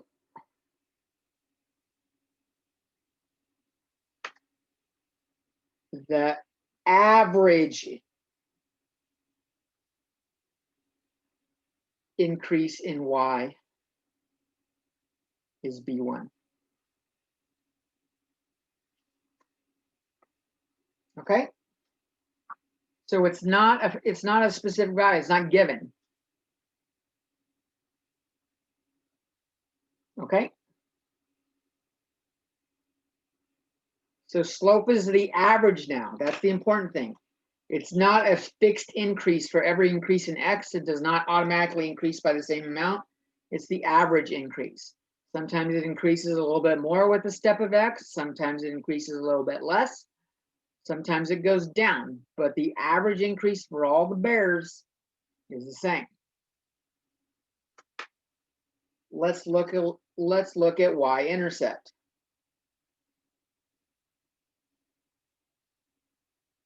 In this problem, it's B0.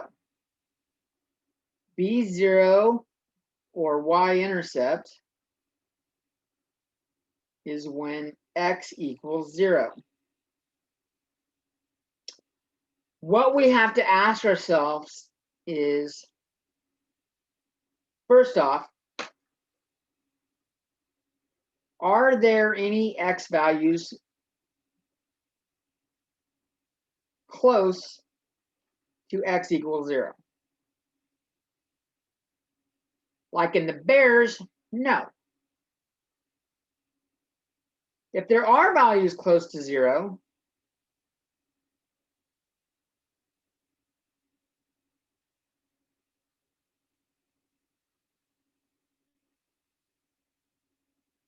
for x, does x equal 0 make reasonable sense?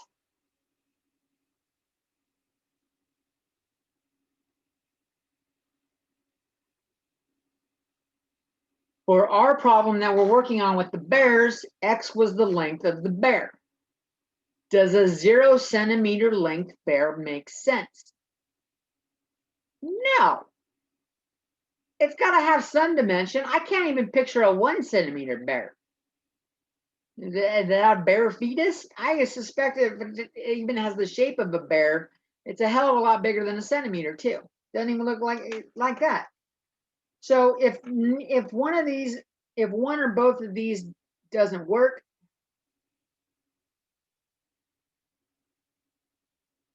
doesn't apply, don't interpret the y-intercept.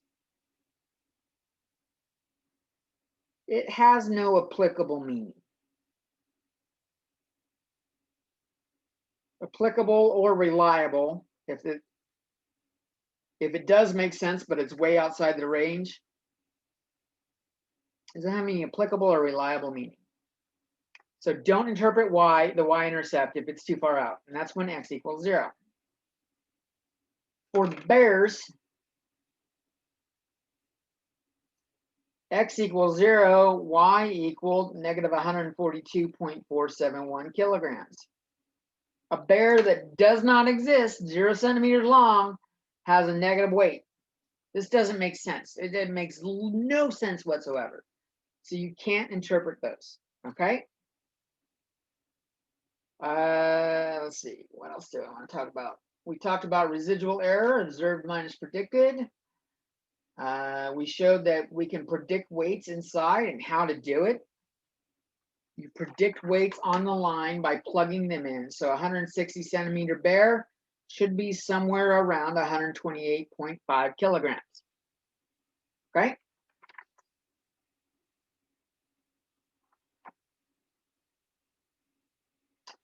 Let's see.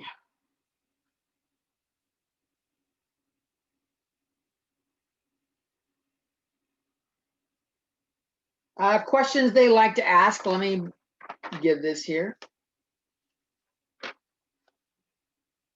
So let's put up the equation of the line again. This is the type of question they'll ask.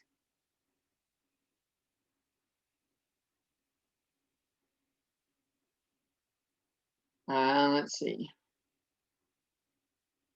In fact, I just calculated 160, so maybe we should use it.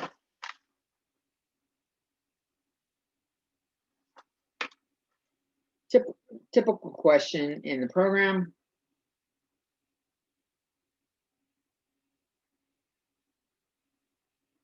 If we find a bear that is 160 centimeters long, weighing 138.39 kilograms. Is the bear more or less than the average bear of that length?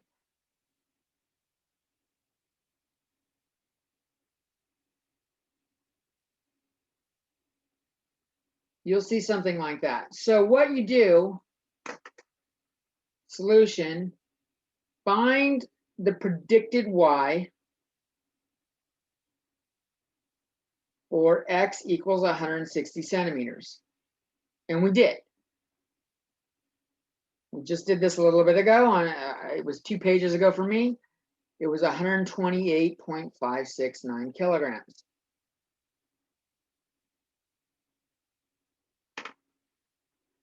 The actual bear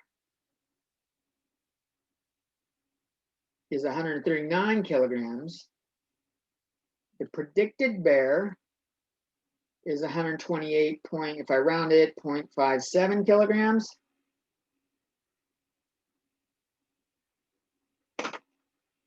The actual bear is above average. Okay?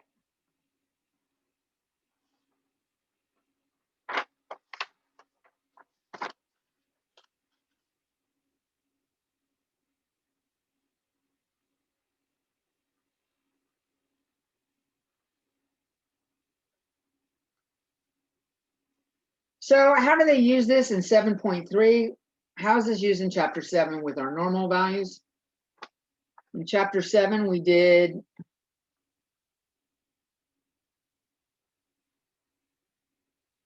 had normal distributions.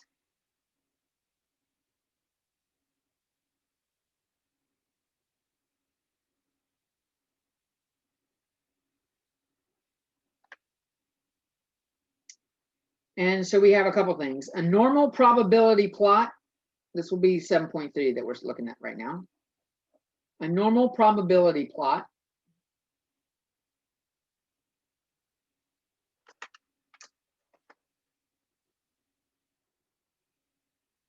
uses observed values for x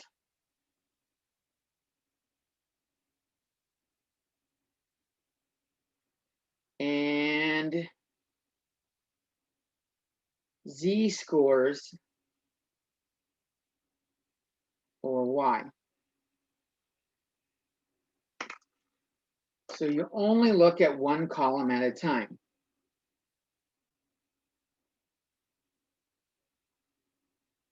It's not comparing columns unless one of the columns is a z-score. Okay?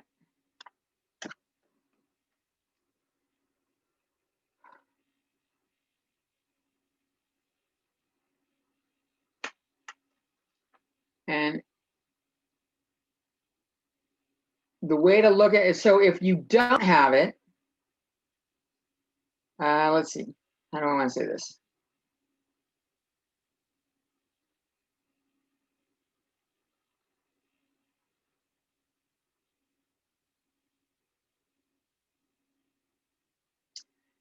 If you don't have the z-scores,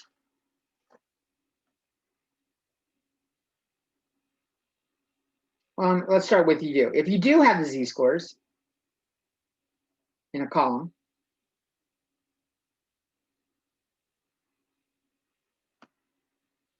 you can use stats, regression, simple linear, like we just did. You probably don't, though. You have to go through and calculate all the z-scores. So let's say you don't. If you just have the values,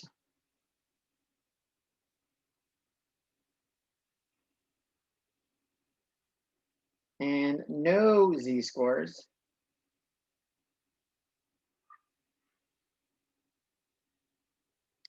you're going to do graph QQ plot.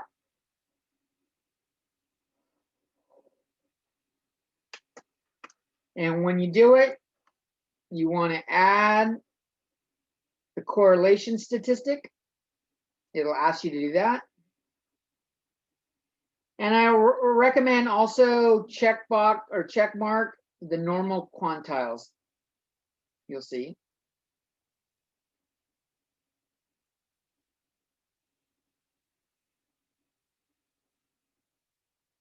Okay.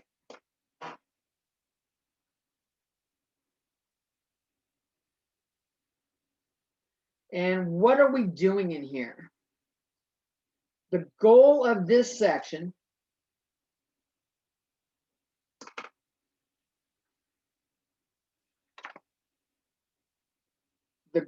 here is to determine if a data set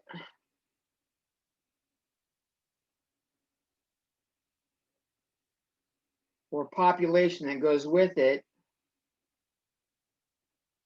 is approximately normally distributed.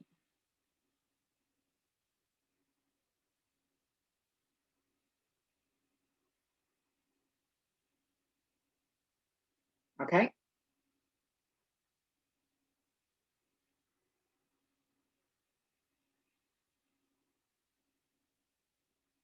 We're going to do this the same way. Oops, I'm off the screen. We're going to do this the same way we did before. If the absolute value of R is greater than the critical value, it's linear enough to be normally distributed.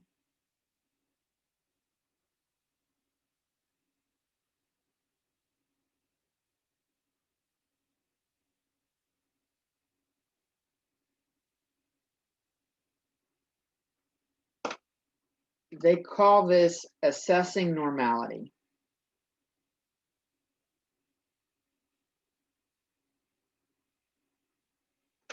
Is a data set normally distributed? Okay.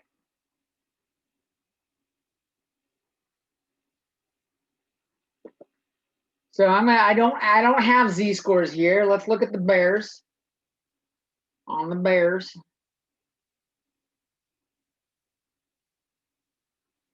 Let's look at length and weight. So I don't have the z-scores, so I'm going to go graph QQ plot.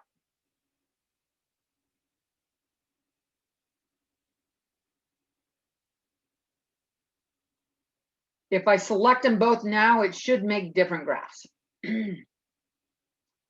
I'm going to add correlation statistic, and I'm going to add normal quantiles on the y-axis. I click compute. So my length, the correlation is at the top, n equals 0.963. And if I look at notice these scores over here, the normal quantile is -2 to 2. That's the range of z-scores.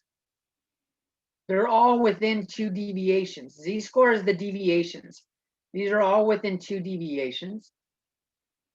And if I look at weight, correlation is not n, that's r, 0.967.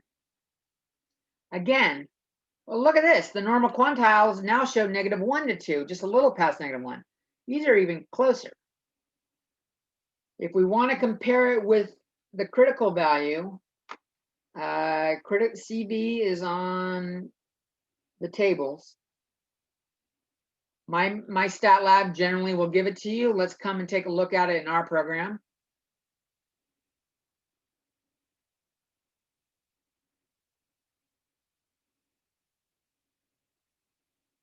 Why is it not there? There we go.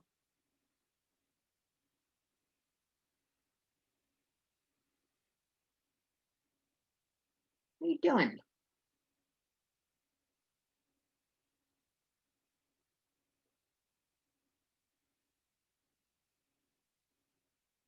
It's reloading. Hold on a second.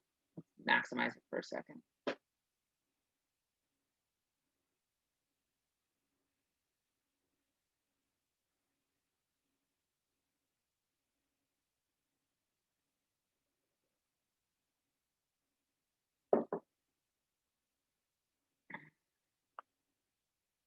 Table 5, or go down to page 5.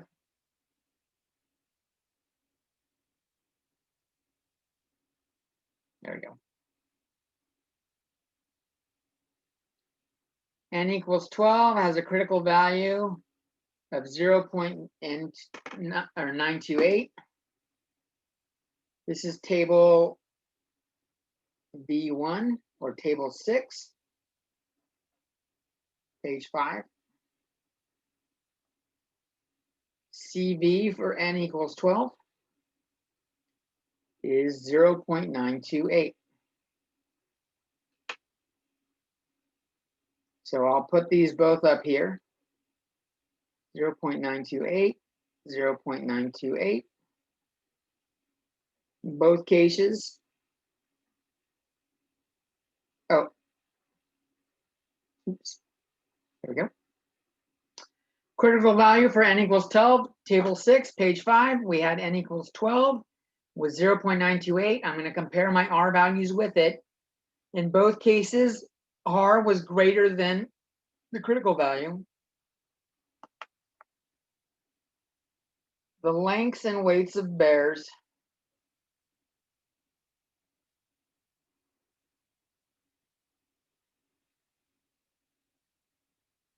are normally distributed.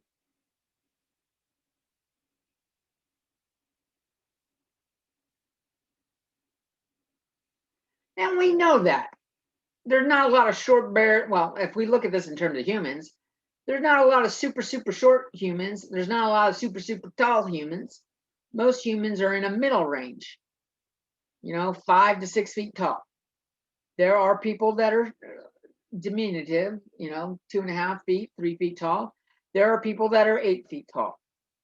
But those are outliers. They exist, but it's not within the norm or within the 2 deviations of the average. Same thing with weight. We have an average weight. In fact, each nation, it's a little bit differently. Americans tend to have a higher average weight than other places. But there are people that are anorexic, and there are people that are so heavy they can't, stand on their own 2 legs. Their legs will not support them. So, I mean, it exists, length, but the average, people weigh around a central amount. So lengths and weights are normally distributed. That's what we're checking for there. Let's take a look at another example. So I'm going to go back in here, and I don't want to, this was in Statcrunch. And I did the view the data set. This time, let's take a look at one in chapter 7. So in chapter 7 data sets,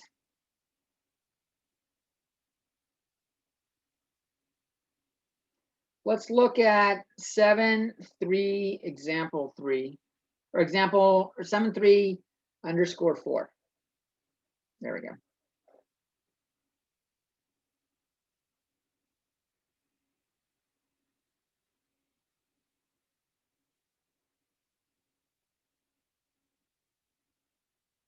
This is on chocolate chips in a bag.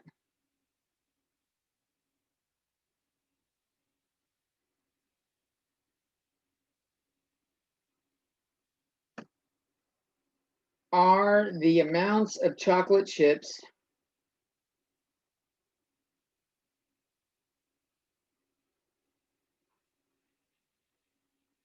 in a bag normally distributed?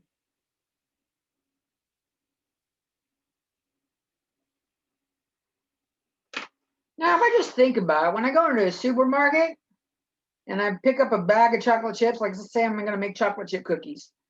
I pick up a bag of chocolate chips. It says a pound of chocolate chips, or 16 ounces, 32 ounces, 8-ounce bag, whatever the size bag it is. For any given number of ounce bag, there's generally about the same number of chips. So my suspicion is, just thinking about it, is that it's normally distributed. But we can check this. In our sample, we have n equals 40.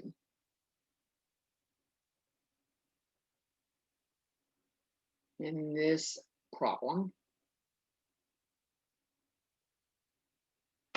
And I'm going to do graph QQ-plot to find my correlation coefficient.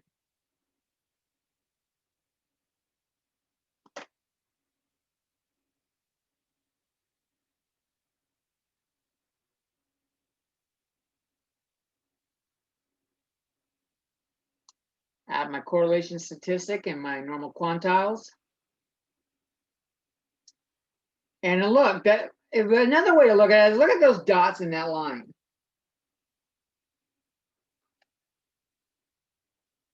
The dots look like it's almost linear, right?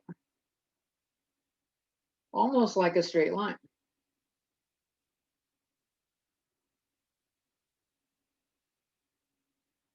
And we see our correlation coefficient is 0.986.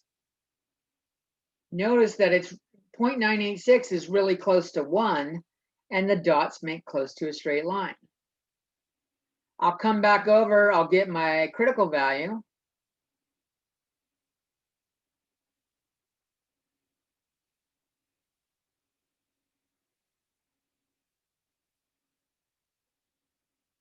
Ooh, that moves, nice. My critical value, the largest it goes up to, highest on table, is n equals 30. And that gives us a critical value of 0.96. 0. And that's what we'll use. So if we do, we'll use that. Notice that values are slowly going up as it gets higher, but after 30, you're pretty much right around this range. They start going up really, really slowly. 0.986 and 0.960. 0.986 is greater than 0.960. Chocolate chips in a bag are normally distributed.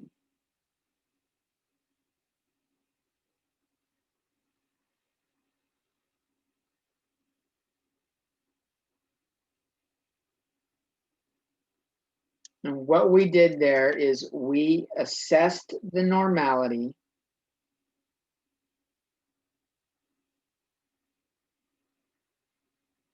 of the distribution of chocolate chips in a bag.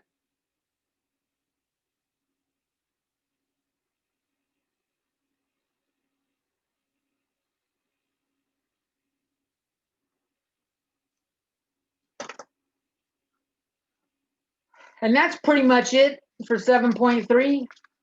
It does have us using the line and stuff again. Notice it does make a line. Okay. In fact, if you put your cursor over the line, it tells you what it is. That's good to know. On a QQ plot, put mouse cursor over the line.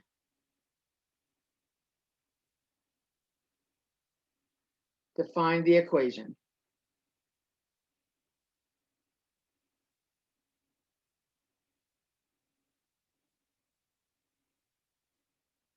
And what I want to point out here, notice it says y equals negative 12.355118 plus that value in front of x.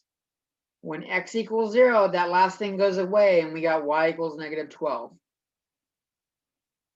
Doesn't make sense to compute a low value. This is another example. You don't want to use x values outside of it. It doesn't make sense. A chocolate chip bag with 0 chocolate chips in it just doesn't make sense. So that's it for 4.1, 4.2, and 7.3. Peace.